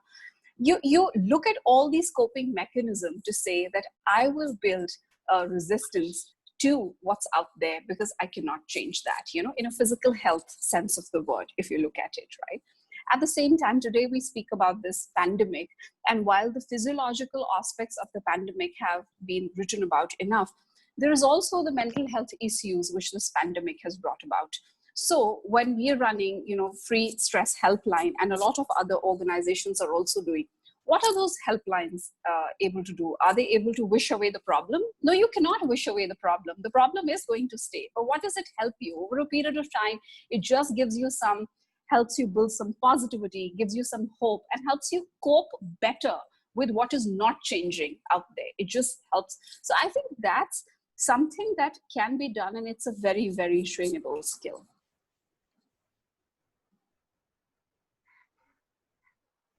So thanks, Jasrita and Satyakant, for sharing your thoughts. I would like to add to what all you shared. My grandmother and my grandfather in 1947 boarded the last ship from Karachi to Mumbai because of the India-Pakistan divide. And overnight, I would say within few hours, I mean, COVID hasn't done the damage which the partition did. There were millions of people whose life got disrupted. Within few hours, I mean, you know, from life of royalty, they were into life of poverty. I mean, had a palatial home in Karachi, and here they were living in refugee colony, wherein they were allotted certain areas where they were living in the outskirts of Mumbai, not in the city. At that time, Sion, which is today kind of part of central Mumbai, was outskirts of Mumbai. And they had a small shanty. And I remember, you know, when I was growing up, one thing which my grandmother always said, you know, Shukur Karj, that's what she would say, that always be grateful in life. So, and I would feel, you know, why, I mean, you know, she's so much insisting on gratitude. And she said, you know, yes, we lost everything, but we didn't lose our life. Jaan hai to jahan hai, as the PM said recently. And she would say, Jaan, you know, I'm trying to recollect what she said. Jaan bachi to lakho paaye. Something like this, she would say quite often. And, you know, and because of that, living in that space of gratitude, they would count on the blessings. And because of counting on the blessings, they were always positive, optimistic, and they bounced back in 2 years. I remember, you know, in the initial, my grandmother used to say, my grandfather used to go to find work. I mean, he didn't have work. He didn't knew anyone in the city. He didn't even have one connection, you know, whom we could reach out to. And today we have emails and so many friends. We have mobile, and we are connected pretty much with every person in the. I'm sure you all must have got school group, college alumni group. You're connected to so many people, not only in India but around the world. But in those days, these things were not there. And he would eat the meals they would eat was roti and banana. That's how he would, you know, they would live. They didn't have food to eat. Like, you know, complete despondency. And from there, you know, bouncing back, it took few years, but that one thing, you know, kind of, you know, I realized that value. Like few years ago, I'm not sure how many of you read, one employee, Mr. Smith, sent out a letter saying that my company treats customers as muppets, and we manipulate deals which are not in the interest of the customer. And with that one letter going out in social media, that company's market share within 24 hours came down by $2.2 billion. And that's the time I actually felt, you know, that what my grandmom has been saying, gratitude makes so much difference. That are we grateful for the opportunity we get to serve our customers? Are we grateful for the environment or the opportunities we have been blessed with in our careers? So that one thing. And Oprah Winfrey, I mean, you know, I happened to see her interview in which she said, you know, somebody asked her, what is the secret sauce behind your success? And she said, gratitude. And then somebody asked, you know, Oprah, for you, it's so easy to practice gratitude. You got everything. You got $1 million house. You got a mansion. You got a huge bank balance. I mean, you know, well, I mean, gratitude for you is piece of cake. So she said, I practiced gratitude when I didn't have anything. She was raped when she was a teenager. I mean, 13 or 14-year-old. She had an abnormal child. I mean, so many tragedies. In spite of that, I felt if she can practice gratitude, why can't every one of us? And unfortunately, I mean, before COVID, if we realize I mean, how many things we took for granted, which we value today. I mean, we took environment for granted thanks to COVID. I mean, a lot of things have been, you know, kind of the natural cleansing process. I mean, I believe Jasrita now talked about the level of, you know, the air pollution and other things. I mean, I believe now things have actually got better because of non-movement. So many things. I mean, now we value so many things. We value the Baba. I mean, you know, I have to get the trims done at home. So many those small details which we never valued. Now we value all of those things. I mean, we could move out freely wherever we wanted to go. Today, irrespective of whether you're a billionaire, millionaire, or a pauper, you are going through the same treatment. There's no blue collar, white collar, irrespective of which collar it is. Everybody is going through the same thing or the same situation. So I feel, you know, somewhere, you know, we did not, I mean, the gratitude quotient went down, because of which I think, you know, things, I mean, we don't value the blessings we have, rather than we crave, okay, we don't have this, we don't have this, we don't have opportunities, we don't have this. And I mean, Jamshedji Tata, coming back to him, I mean, you know, Tata's group has been, I mean, a very inspiring group. Jamshedji Tata, I mean, you all are, most of the people in the audience are, you know, youngsters who are, I believe, still in college or, you know, trying to make a career. Jamshedji Tata's professor told him, my dear Jamshedji, academic knowledge is not the final word which you are learning. If you step out of the room, you will see knowledge everywhere. You'll see opportunities everywhere. So open your mind. And I feel if you are on that closed mind, if I have an MBA degree, I want to be in this space. I mean, we at times work with that fixed mind. I can only do this. So because of which, we forget about those opportunities which are there all around us and pick those opportunities up. I mean, yesterday I was chatting with somebody. I mean, they are into jewelry business. 3 brothers, they still stay together since years. I mean, yes, there is a concept of nuclear family which is taking off, but this particular family, they stay together. Now, jewelry business is also very badly affected. I mean, they cannot open their shops and people are not going to buy jewelry. I mean, after COVID, I mean, probably it will take some time till the wedding season again, kind of takes off. So what they have done, they have started a catering business, and because of the society complexes, I mean, they are not allowing Swiggy, Zomato, any other delivery boys to come in, and the wives are cooking and the husbands are delivering food in different. We have like 500 plus apartments in our complex, and they have actually filled the gap. They saw that opportunity. I mean, there's another guy who's actually seen an opportunity in the milk business. He got into an A2 milk business, which is organic milk, healthy for children, because if children's first few years of development happens with the right kind of thing, the child actually grows very healthy. I mean, I'm not too much into that kind of the health aspect. I'm not an expert in that area. But when I was encouraging this youngster, his parents were kind of, they were cursing me that, mere bete ko doodh wala bana diya isne. Because when the delivery boy didn't come, this guy would go and deliver milk himself. So I believe a lot of those blockages which we see in the current system are due to the social thing which we have, the ecosystem wherein we are kind of discouraged that if you have a degree, you cannot do this. This is below your dignity. And I think that's something which, doesn't kind of comes in our way to be resilient or, in our way to bounce back in situations which we are faced with in life. Oh, wonderful that you share a very personal experience with all of us. Thank you for sharing a very personal experience, Dhruv, and also to the inspirational stories of whether Jamsetji Tata or Oprah Winfrey that you mentioned. In the video, she speaks about saying that I asked myself, these resilient people don't say why me. She came to a point where she said, why not me? That comes from a lot of self-conviction and training over a period of time. And whenever I think of why me and gratitude, because you were talking about gratitude, I think to all these youngsters, we need to share the story of Arthur Ashe, the African-American tennis player that was there. And that why me story is very, very poignant and popular and relevant in today's time. So for those of us who might not know about it, Arthur Ashe was an African-American tennis player. And at the height of his game, he had a heart attack, a cardiac arrest. He had to undergo a heart surgery. And in 1983, in 80s, blood was not being tested for diseases before it was transfused. So while he had a blood transfusion undergoing the heart surgery, he was given infected blood. And later, at the peak of his game, he was dying because of AIDS. So when he was dying because of AIDS, there is a fan who sent, in fan mail, he received a letter which said that, why did God have to select you for such a bad disease? To which he responded, which I'd like to read and share with everyone. So I'm reading from it. Arthur Ashe replied to that letter saying, 50 million children start playing tennis. 5 million learn to play tennis. 500,000 learn professional tennis. 50,000 come to the circuit. 5,000 reach Grand Slam. 50 reach Wimbledon. 4 reach semifinals, 2 reach the finals. When I was holding the cup in my hand, I never asked God, why me? So now that I'm in pain, how can I ask God, why me? I think to me, this is the epitome of story of gratitude, to say that when we are enjoying everything that life has given to us, it is just gifted to us. We do not say, why me? Why I don't have to swim to a school?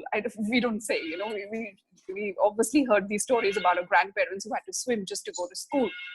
Say, why do I have a home where I can study? Why me? We don't say that, why did I not have to study under a lamppost, on the road or something like that. But every time that there is adversity, there is this question of why me. So I think to me, the biggest lesson from Arthur Ashe's story, from your stories of gratitude, from other stories, and from this video is, over a period of time, I think we have to train ourselves to come to a point where we can actually say, not just lip service, but actually be able to come from a place where we can ask and say, why not me? Why can I not deal with it? Why should that be somebody else's misfortune?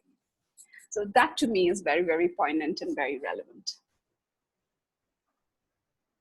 Yeah, I'm so glad all of you shared these stories. Very, very heartfelt from the Ataraj story, as well as Oprah, and as well as Saurabh telling about his home and the idols there. I think we learned a lot in terms of different characters who showed resilience in their own ways. And if I were to take back one thing from the video, as well as what all of you have said, I think gratitude is the first step to being resilient. Don't always think about what's going wrong, but look at what's going right. And that's what was stated in the video as well. So hopefully everybody can take that back and implement that, and through that maybe see the world as a better place. I'd like to come to now resilience in a more business oriented context when we're talking about each of your individual industries, whether it's healthcare, real estate, or the FMCG industry. How can these businesses be made more resilient? I know Jasrita ma'am was talking about how healthcare industry is rapidly changing and how things are being changed for the better based on the situation. But is there a way that we can take back how to make ourselves more resilient? How, as individual students, we can get more resilient, or as an industry overall, as a market, how can things be made more resilient in this time? Yeah. So I like to Yes. quickly say, if I can go. Yeah. Sure, please. I'm sorry, my network is quite bad, but let me try.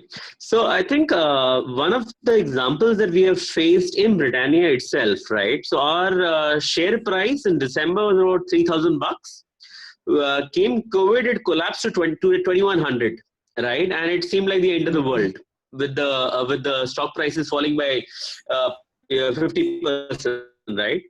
And I think the leadership in our company just kept a cool mind, and we did some unconventional things. So instead of brand managers doing market visits, they started calling retailers. So we called just the marketing team called 1,000 retailers and got an idea of where is stock present, where is not, and what can we do to help them. Right. SMS blasts was sent saying that, our distributors have got stock, they don't have vehicles. So if you want to pick up our stock, please come there and do it. Right. We all adapted to work from home. We sat back and read the projects.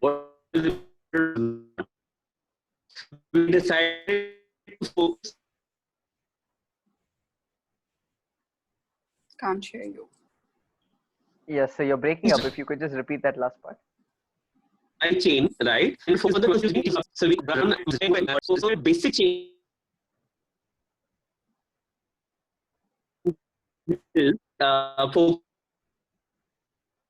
focusing on less up retailers directly, very basic things.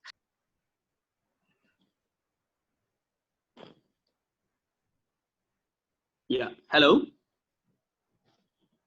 Yeah, go. We can hear you now. Better.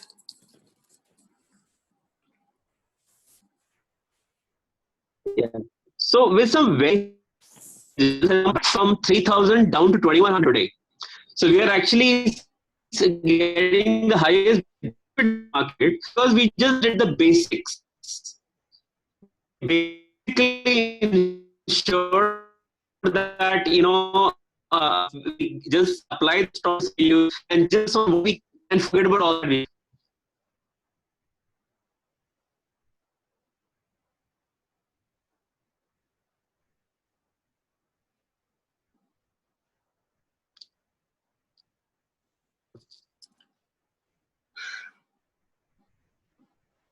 Falguni, do you want me to repeat, or is it fine? Yeah, we got most of it, sir. We just missed out on the last part.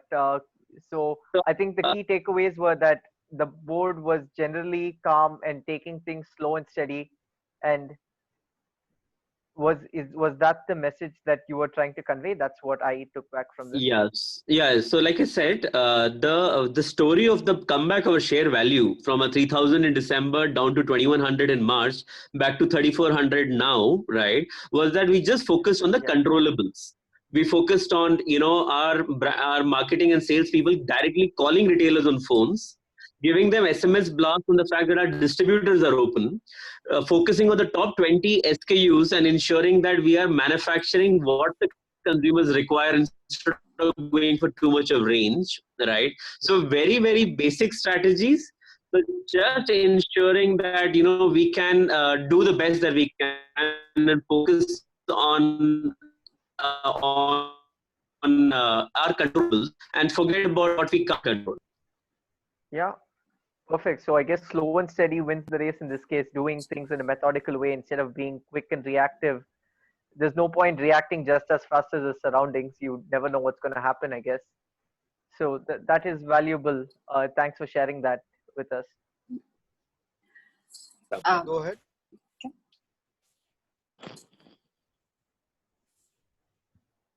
Somebody wants to come in, or I wanted to go? Falgun? Yes, Yeah, you can go ahead. Go ahead, ma'am. Yeah. Okay. Right. I think we read in the we heard in the video as well when she was at her lowest ebb. What she said is that what she needed most, beyond the leaflets, beyond the people, and beyond those inanities which were being said, is hope. What you need is hope, right? So I think one of the things that we said is gratitude, and then one of the other things which is a prerequisite, or it is like a drug that keeps resilience going. You need that in doses coming, is hope. What you need is hope. And therefore, for organizations also to be resilient, because organizations are built up with people, right? Organizations are not just brick and mortar, right? It is people who make the organizations go. Stories of hope are very, very important, Falgun, is what I've seen. In this pandemic, if we look at it, there are numbers, there are scary numbers, either you can focus on those numbers, right? Again, drawing a parallel from what she said, that you do not diminish the negative, right? But you constantly fix up, you tune in, and you dial up on the positives, right? So nobody is saying that you drop your vision of the numbers which are rising, as we come to speak about in healthcare, or that there are not enough beds, etc. Those are there, or that the disease manifests itself very badly in certain vulnerable populations, such as the elderly or the ones with comorbidities. We know all of that, and all of that is scary news, right? What we need to celebrate in all of this are the stories of hope, okay? So when we have an 86-year-old lady that gets discharged from one of our hospitals in Mumbai, which is one of the most worst hit, or a 93-year-old man, and I'm not making it up, these are all news stories, and I was just hoping perhaps I could share those news clips, maybe I could share those later, and you could circulate it to the group.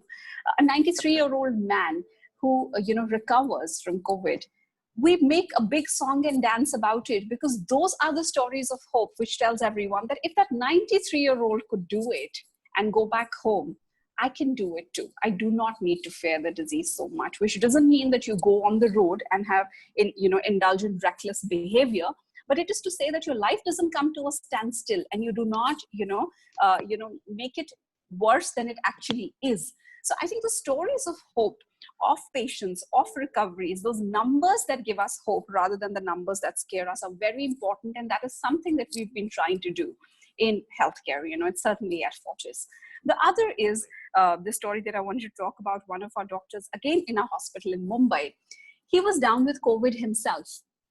And from his isolation room in the hospital where he was treating patients, there were 7 patients who were COVID positive. He continued to treat them from his isolation room, remotely on the phone. He would pass on instructions to his team, and the team would take care of those patients, right? So when you talk about that story of the doctor, you put it out in the press, you put it out, right? That is how you are instilling hope. That is how you're amplifying hope in people.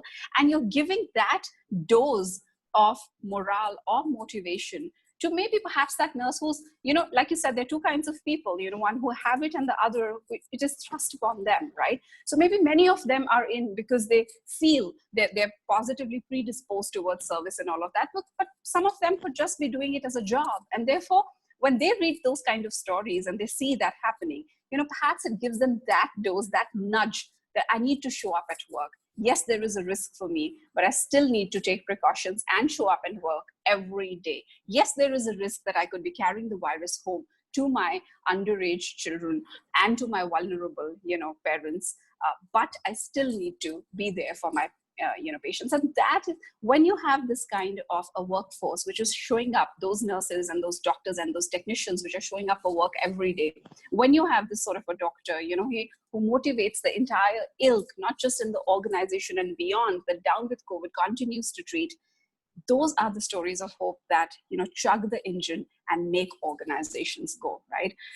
The video that I was talking to you, which I wanted to share, is the video of one of our first, the 86-year-old lady patient that I was talking about.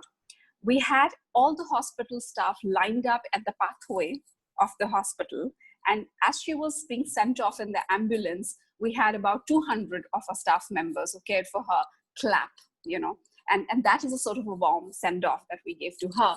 And then we put it up on social media, and of course it went viral in no time. So to me, I think celebrating the stories of hope, celebrating the stories of recoveries, celebrating the stories of this kind of, heroism, and going beyond the brief and duty which people do. When you do that, when you amplify that, you're able to give hope to those who do not have that in abundant amount. And that chugs the engine of organizations, certainly so in healthcare, because healthcare will come to a naught if our doctors and our nurses and our technicians, were not to show up and not to show hope and not to instill hope in people. So that's what I wanted to say. Thanks, Jaspreet. My take on resilience is something with respect to the economy, the macro part of it and the micro part of it. Imagine if there was no COVID right now. Imagine if there was no pandemic right now. So if we think about like the current state of the economy, is Indian economy resilient enough to go through, let's say, slow patches of growth? Or are any sectors like telecom, aviation, NBFC, are these sectors resilient enough to go through patches of slow growth? And are the companies operating in these sectors, let's say, what are they doing to be resilient enough? So my sense is that, if you look at Indian economy, like we have 70% domestic consumption driven, and so we are quite resilient enough even if the global economy is slowing down. But unfortunately, for the past few quarters, like our growth have actually quite slowed down even before the pandemic arrived.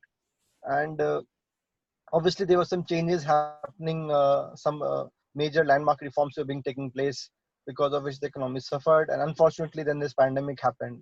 So right now, the question here in front of policymakers should be what should be done to make the Indian economy resilient? Because at the bottom line, unless and until the economy is resilient, any kind of ecosystem, any kind of society would not be able to thrive.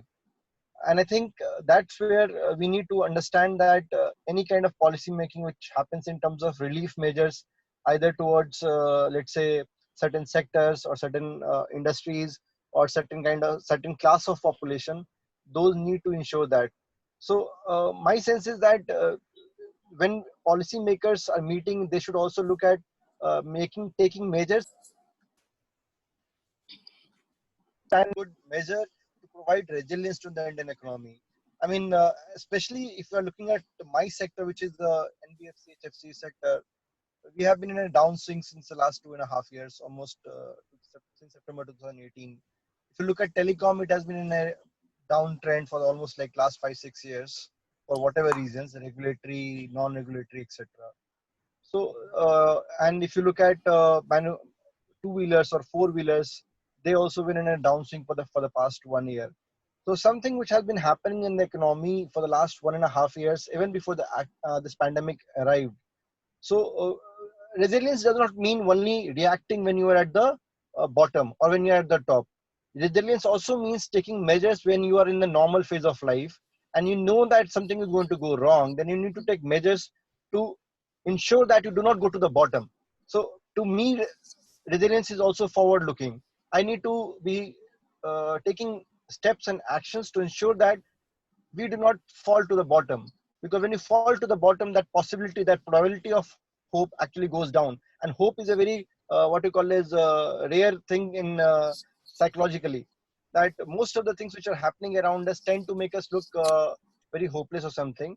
So we need to ensure that when we are doing policy making in terms of economy or in terms of sectors or companies, even in terms of management, etc., we need to ensure that that whatever policies and actions we are taking, we ensure that we remain at the normal level, or we in fact go in the positive upward sloping curve for a fairly long period of time, and it should be made consistent.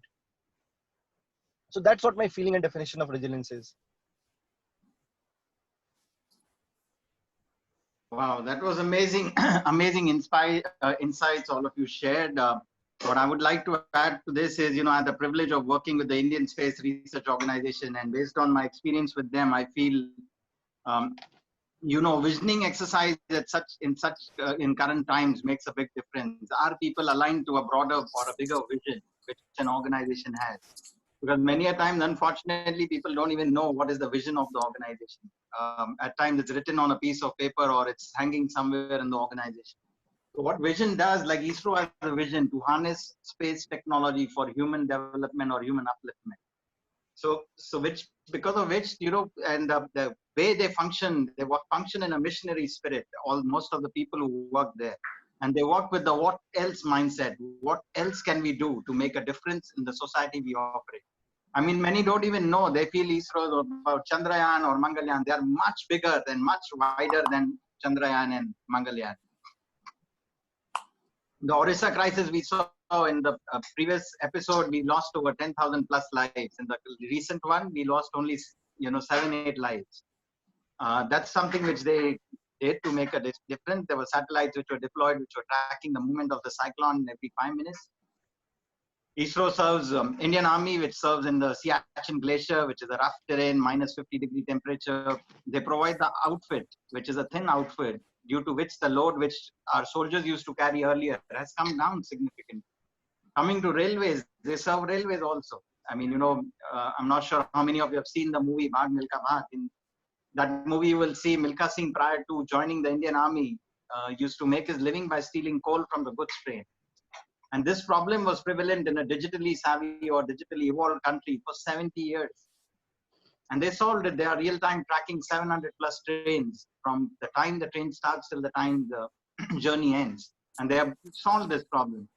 So like this, they impact lives of farmers, they impact lives of fishermen, they actually impact life of every citizen in the country through the weather forecast, which is becoming better by the day. So similarly, organizations, if they want to, have a long-term sustainability, if they work with what else mindset rather than that fixed mindset or have a vision which is a much broader vision. Like again, coming back to Tata Group, Jamshedji Tata, I mean, he had a power project, he had a steel project, he had an education project, which was Indian Institute of Science. And then he had the Taj project, which was the hotel.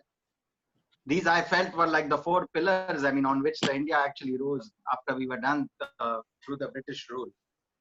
So if we have that kind of a broader vision, I mean, coming back to, real estate sector from where I came, I mean, the elevator industry is now, moving into a very different direction. I mean, the end consumers, when they go by elevators or escalators, they have come up with, antibacterial handrail solutions, which weren't there before, or were there or no one was using those solutions before. They have come up with touchless technology. So all these innovations have come during the lockdown phase. I mean, they've started rethinking how else or what else we can do to serve our end customer. What else we can do to move the wheels of our business or let the wheels of the business continue. So I think with this kind of mindset, I think, a lot can be achieved even in current times or post-COVID. Just to add something here, on a broader sense, I mean, when you want to make a resilient ecosystem, whether it is society, whether it is a country, we also need to prioritize things. I mean, before this COVID hit us, we had a certain amount of social unrest going on in country with respect to certain laws and regulations passed. And otherwise, there are certain religious kind of events happening around, which leads to religious unrest, etc. I mean, we are living in the 21st century. If we are not able to prioritize our goals right now, that it is finally roti kapda and makan for even the below poverty line people, I think we would have lost a big opportunity. I mean, see China since 1980, they have gone leaps and bounds in the last 30-35 years. I mean, some people can say that China does not have a democratic setup and so their decision making is easy, but I'm sure that they would have prioritized their goals quite in an efficient manner and focused on what needs to be done. I mean, we have the best class of, let's say, intellectual labor, etc., available in our country, English speaking and everything else. But somehow we tend to get lost in the noise around us in all these issues, that we do not focus on what is the most important, that is the economic well-being of the country, of its population, of its most weakest links, of its weakest section in the population, of the villagers. So that, I mean, unless and until you make the weakest link in the chain strong, you will not have a strong chain, you will not have a resilient chain. So you need to focus on the weakest section first.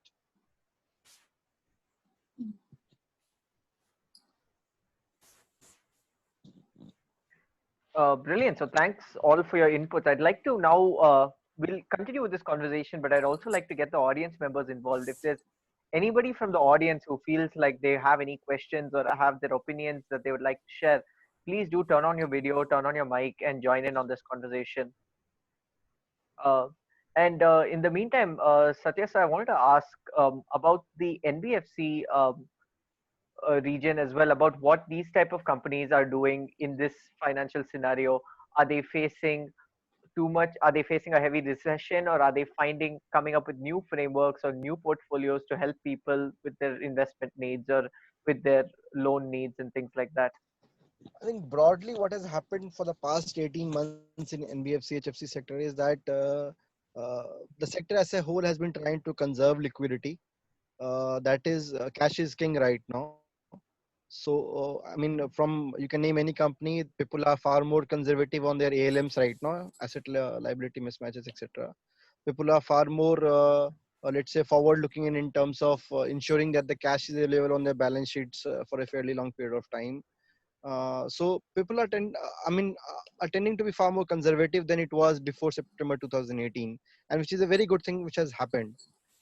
At the same point of time, NBFC or HFC sector can't be ignored in the current Indian economic system. I mean, banks have got very high cost of operations, and they perhaps lend to every section and every part of the industry. So they might not have the required specialized skills to lend to, let's say, in a household, or lend to a, let's say, small retailer or a small vendor or vehicle financing. So obviously the unique skill sets of NBFC, HFC would remain in demand. Obviously the new structure would be quite conservative compared to September 2018. And things would change from here. Things would metamorphose from here. You would see far more stricter guidelines, but that is also the need of the hour also. So I guess it's just, I mean, every industrial cycle, every sector goes through 5 years up and down. I mean, look in 2001, post 9/11, everybody was saying that the US aviation sector is going to go down. After the first 2-3 months, everything normalized in a matter of 1 year, 2 years. People still took precautions. There are far more security checks, but everything stabilized after a few period of time. So it's just a cycle, I think 2-3 year cycle.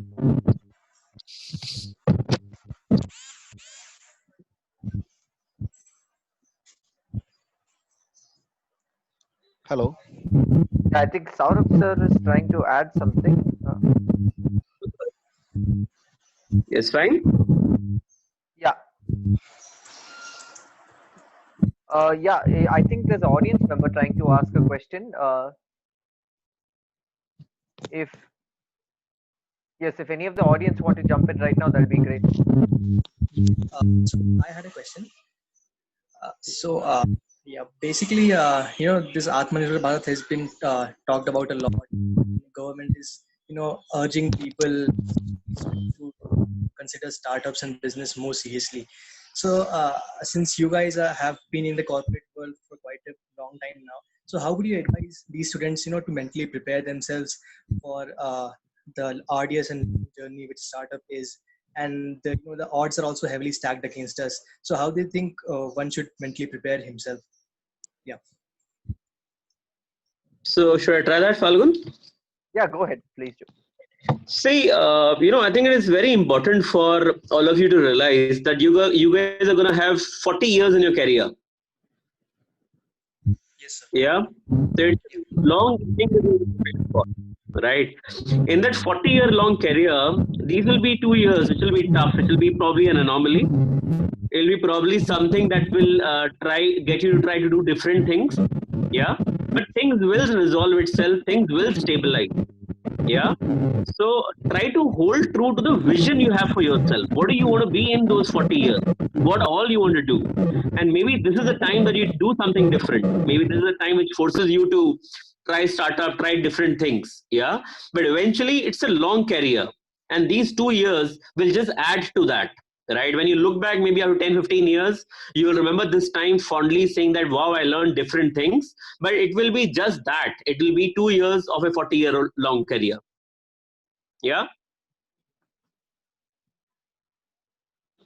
Yes, Yeah, sir. I That was think pretty insightful. Thanks, sir.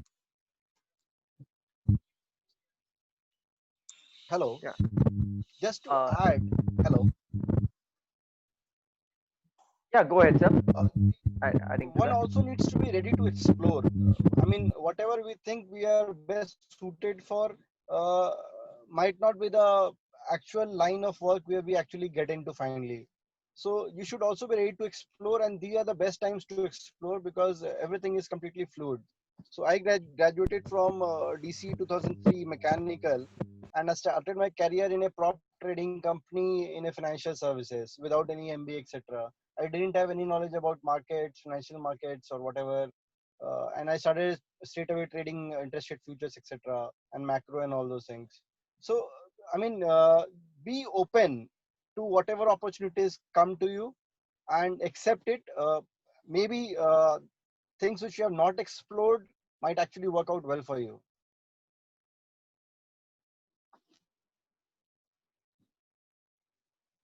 Yeah, very, very valuable insight, especially for the new upcoming workforce who do need to explore new fields right now with the way things are going.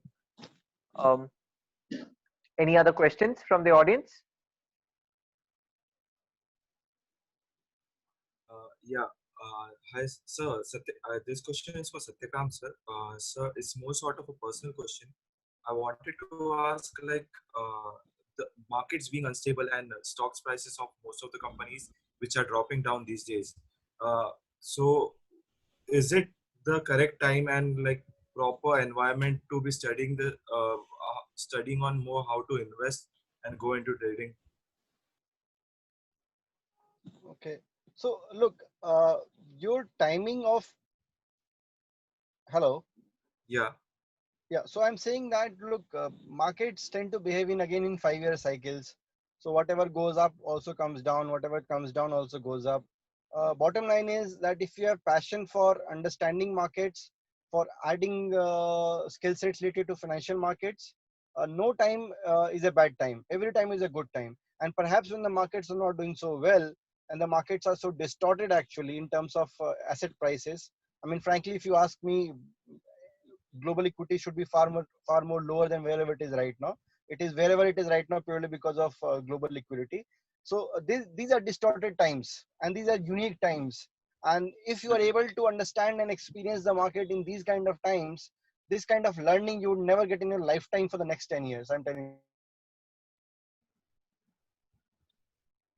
So you should also try to utilize this time, this unique time, to understand these unique happenings in the financial markets. So yes, you should all go for it. Yeah. Thank you, sir. Perfect. I hope that answered your question. Any other questions coming in? I have If I'm one asking, question. okay, go on, go on. Uh, Yes, Sandeepan, Actually, you can go ahead. yeah, from a student point of view, for the batch of 2020, Falgun will also agree. Many students have lost their first jobs, and like it has been a time of very depression. While it should have been a time of fun of a graduating ceremony, but then it could not be possible due to unavoidable circumstances. But then, uh, to this rejection of job or this opportunity where students have deferred their higher education in foreign countries, how do you think we can utilize this spare time we have right now to build some skill which will be, as sir told, helpful to us in next 40 years or 50 years?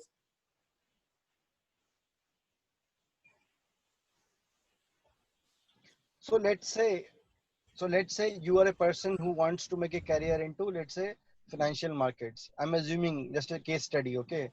So Okay. now obviously your job offer is lost from the company, wherever you are going, in some equity research or in some, let's say, investment bank. Uh, so let's say your job offer is not there anymore. One way to look at it is that shit has happened, so now you need to move on. What you can do is you can add some values, let's say skill sets on your CV, in terms of getting some certifications done, whether it is NISM, whether it is CFA level 1, or even for that matter, FRM. So just try to get some skill sets added to your CV. I mean, there is no end point of learning, and maybe if you do not have a job offer in hand, use it to get some learning added to your CV. All right, sir. Thank you. Thank you so much. Right. Perfect. Any other questions? I saw Aditya Raj had a question. Hello, am I audible? Yeah, go ahead. Go ahead. Yeah. First of all, thank you, sir, for all the insights. It was a really nice session. My question is open for all, and we were already talking about Atmanirbhar, Make in India. So right now, people are talking about boycott China, but as the statistics suggest that there is no significant change in consumer product sale. So what do you think? Were we ready to? Was the industry ready to start Make in India and be Atmanirbhar?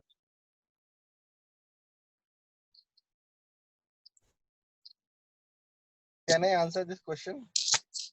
Go ahead. Yeah, of course.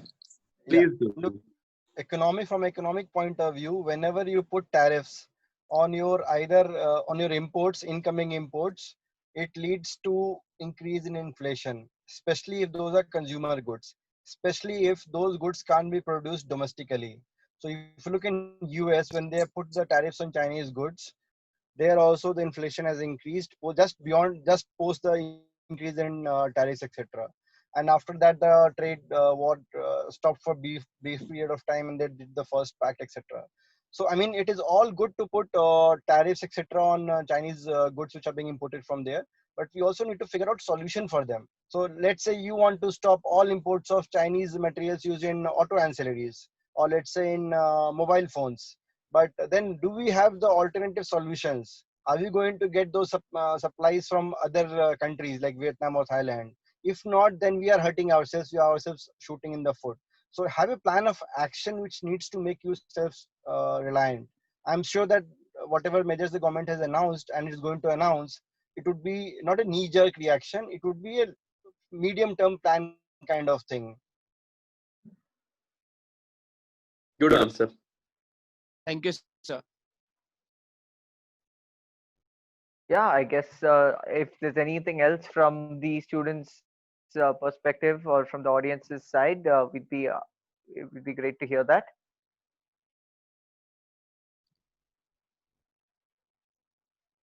No? Okay. Looks like that's it for the audience questions. One more question from my side. I think Gopalnath wanted to. Yeah. Yeah. So for this Atmanirbhar Bharat concept, where do you think we should invest more in the industry as a whole to promote this more India?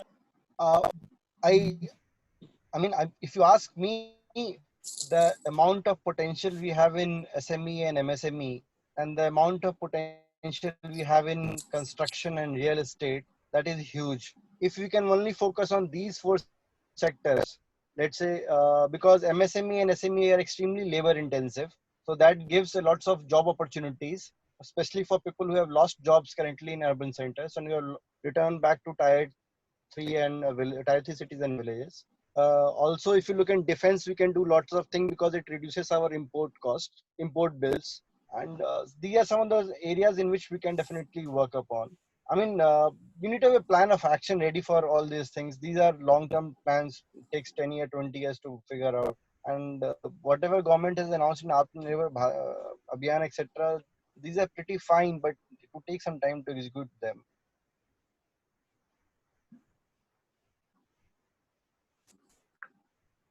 Perfect. So I think one thing that all of you have in common is the marketing background. What has changed from a marketing standpoint in this situation? Is the way marketing being played out, is that changing, or in the end are the first principles all the same no matter the situation? Falgun, if you had asked this question in the beginning, we could have taken 2 hours on just this. Yeah, well, He give was it a smart. shot now. He's kept it for the end.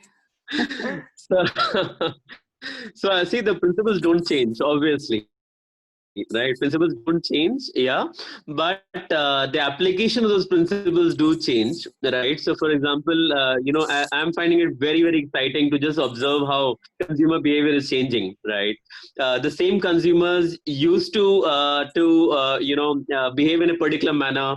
They're still doing the same end thing. They're still consuming the same, they're wearing the same, they're talking the same, right? Just those avenues have changed, yeah, and that has opened up very different opportunities for marketeers, right? I think the way digital has become, all brands are engaging in conversations with consumers on very different passion points. You have so many people talking about cooking videos. People are talking about home tricks to do during shutdown, right? So I think the COVID has allowed brands to really engage with their consumers in very different ways through new passion points, right? The consumers are also battling anxieties, battling stress, battling pressure. They want to be calm, they want to engage, right? So I think it's a very interesting time, and it's very dynamic, right? So I think we're all learning a lot. Fundamentals of marketing have not changed, yeah, but the way we are all engaging is changing in different ways.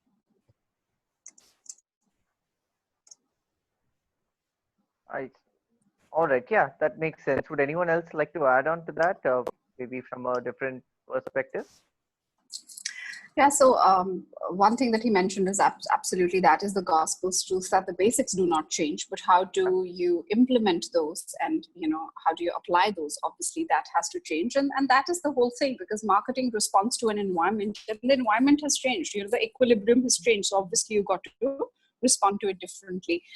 To my mind, I mean, first of all, your product still has to be good. Again, that is stating one of the obvious, that the product is not good, no amount of marketing, advertising, packaging is going to be able to sell. The product or the service has to be good enough, right? So that's one of the basics. Adapting is very, very important. A lot of industries, a lot of brands would find themselves that in the new equilibrium, they are not positioned where they were earlier. So in the new normal, they have to figure where they are, and they will have to reposition themselves. Have the positioning statements, etc., changed. The third is, I think, frugal innovation is going to gain more importance, okay, because of the premium which is there on money. So frugality and innovations, frugal innovations are going to be very, very important for marketers. Content marketing is going to change. Any time where organic becomes more important, because, like I said, there is more premium on the money, and because there are less budgets to be able to splurge like earlier, at least for a whole lot of industries that I speak, organic gains more important. And whenever organic gets more important, content and content marketing comes in, because good content is always going to find a way to resonate with people. So gone are the days of just doing blogs or whatever. Of course, you have to think video, you have to think vernacular, you have to repurpose and reposition your content, etc. So that that is what will get you top of mind relevant communication, because relevancy for your brand to the consumer life cycle he or she is going through. And finally, again, this point can't be emphasized more, that people have to think digital, and within digital, think mobile first, right? Yeah, that's it. That's from me. I think Saurabh, No, I think to add something to that. Jaspreet has covered it really well in terms of the passion point areas. I think that's quite well comprehensively covered. Okay. Yeah, I completely agree. Completely agree. Right. So yeah, if that's it, if there's anything else anyone wants to add from that standpoint. I think Gokul want to say something. There's a message. Gokul Nath. Yes, Yeah, ma'am. yeah. So this is Gopalnath, be like a student, and I would like to share my good feelings about the event. So shall I? You go ahead. Go ahead. Like I really felt the discussion very good, and especially Jasrita ma'am saying about a very resilient doctor from a discipline in Fortis Healthcare. Like like he himself is affected by COVID right now, and he's in self isolation, and in spite of that, he's being very resilient. He's making phone calls to his subjects, nurses, and guiding them to treat the patients. All this is like really very inspiring from that side of thing, and I really loved that, ma'am. And also that one more example which you gave about the sports person Thrash. and his reply to yeah and his reply to one of his fans, that was really like really uh, it like I really liked it. And now coming to thank you, ma'am, for your valuable insights. And now coming to Advani sir, I liked how he said about his grandmother. Like she was like she according to her, not according like uh, she said that gratitude is the only way that one can be very resilient. Like gratitude plays a very important role in everyone's life, and I completely agree with that. Thank you for sharing that very inspiring story, Advani sir. And now coming to Saurabh sir, he said like how they maintain, like how their shares went from 3,000 to 2,100, and then they like opted for a simple marketing strategy. Like they called the customers, and they themselves said that we are operating only this much, like uh, they are operating in an efficient manner according to that time frame, and that really appealed to the customers, and that's why the reason maybe their shares went from 2100 to 3400, and that was really very inspiring too. And and last but not least, Satya sir, your insights were really very good. I liked it, and your insight especially about how can we stop buying Chinese products, is it a boon or bane? I really liked that. And thank you once again, panelists. You are all very, really amazing. Thank you. Thank you. Wow, thanks, Gokul. That actually summarized the entire event quite well, and thanks for your honest opinion. And that was nice of you. Thank you, Falgun. And I think, and well, I couldn't have asked for better timing for that, because we're coming to the close of our session, and I was planning on summarizing it up myself, but I don't think I can beat Gokul Nath now. I wanted So to ask one question. yeah, Before close. Go ahead, please. This was for Saurabh sir. So as you said, like the principles don't change for marketing, but these days, I wanted to ask, like recent thing happened where someone tweeted a meme saying ki, good day looks like Spotify's logo, and it was Spotify's DP for an entire day saying ki, now even we can't unsee it. So the marketing techniques, have they moved towards more towards social media rather than on main screen television and banners and all, because people who are not going outside, and Netflix and other stuff, and social media is trending right now. So what type of changes are going through in advertisement sector? Yeah, so I'm sorry I missed a bit of that, but let me try to address what you just said. Yeah, so I think it's the interesting part of the time is that a lot of advertisers went off air because stocks were not available. Yeah, and then the media inventory prices crashed by almost 30%. Right, suddenly marketeers realized that, oh God, media is suddenly now very cheap. and you got consumers, in it continuously, right? And hence a lot of the brand marketeers have actually come back with investment, because it's a great time to now to really speak to consumers. You're getting their attention 100%. They're all sitting at home. Yeah. The other thing which we are also doing, frankly, right, is the fact that now you can get very good deals, not just with channels, but you can get them with celebs. You can do a lot of very innovative stuff. So as long as you have stock and the stock is available, and if you can figure out the right passion point of the consumer, right? So you talk to the consumer in a manner which is relevant to today's time. Yeah, you can go out there and really engage those consumers, right? All you have to ensure is that your message is relevant. You cannot be speaking the same thing you were speaking 3 months back. So say what is relevant, use the right media, ensure your stock is available, and you can get your marketing journey right back on the runway. Is that the right answer for the question? Yeah, it was really on point, sir.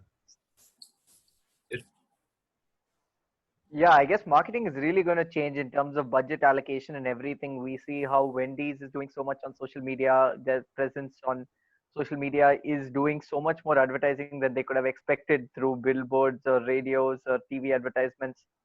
So are we seeing a paradigm shift in terms of marketing as a whole in that sense? Is marketing going to become cheaper for everybody now? So it's a short-term phenomenon, right? The blip in media is for about, say, 3 to 6 months. As enough advertisers come back, obviously those costs will go up. Yeah, digital, of course,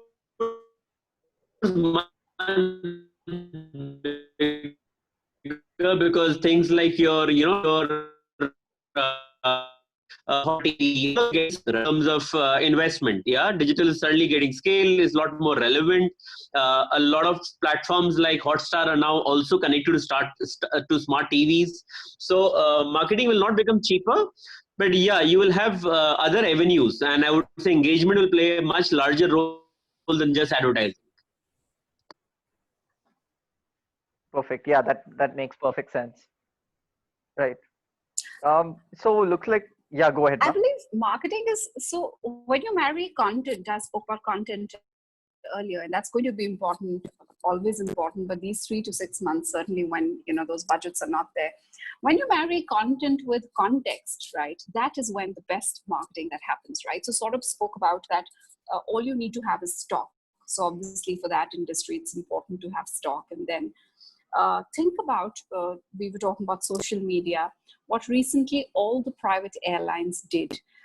Their planes were grounded, but we must have seen this activity that happened where Indigo tagged the handle of SpiceJet and SpiceJet tagged the official handle of, Go Air, and so on and so forth. And each one of them were having, it was beautiful. They were having, it was pun intended. It was a word play, and everyone was trying to have just some humor. This movement marketing that we were trying to do on that particular day, make hay while the sun shines, because in any case, the birds are not flying. All the birds have grounded, right? So there's a beautiful moment that happened they didn't even need to have stock, so to say, right? The planes are grounded, but Twitter had a field day with all of them. And, once again, the consumer was reminded of all of these brands and of a category, which at that point in time, he or she did not need. Isn't that what marketing does? Create a need. Isn't that what marketing does? To create top of mind awareness at a time when there is not a requirement of it right away, right? So it's going to become far more contextual, and content will rule, is what I feel. Yeah, agreed.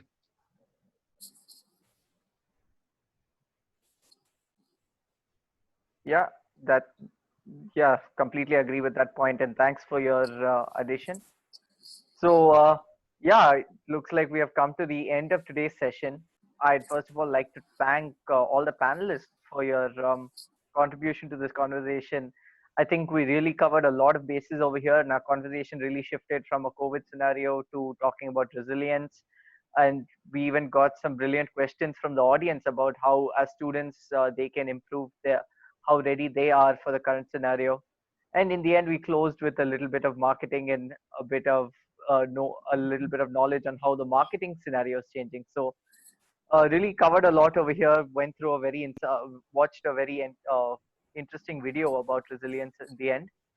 So I'd like to thank all of you for coming here, sharing your thoughts, and I'd like to thank the audience for sticking with us for the past 2.5 hours. I hope you had as much fun as I did being a part of this. Thanks, Aditya. Thank you. Thanks, your team.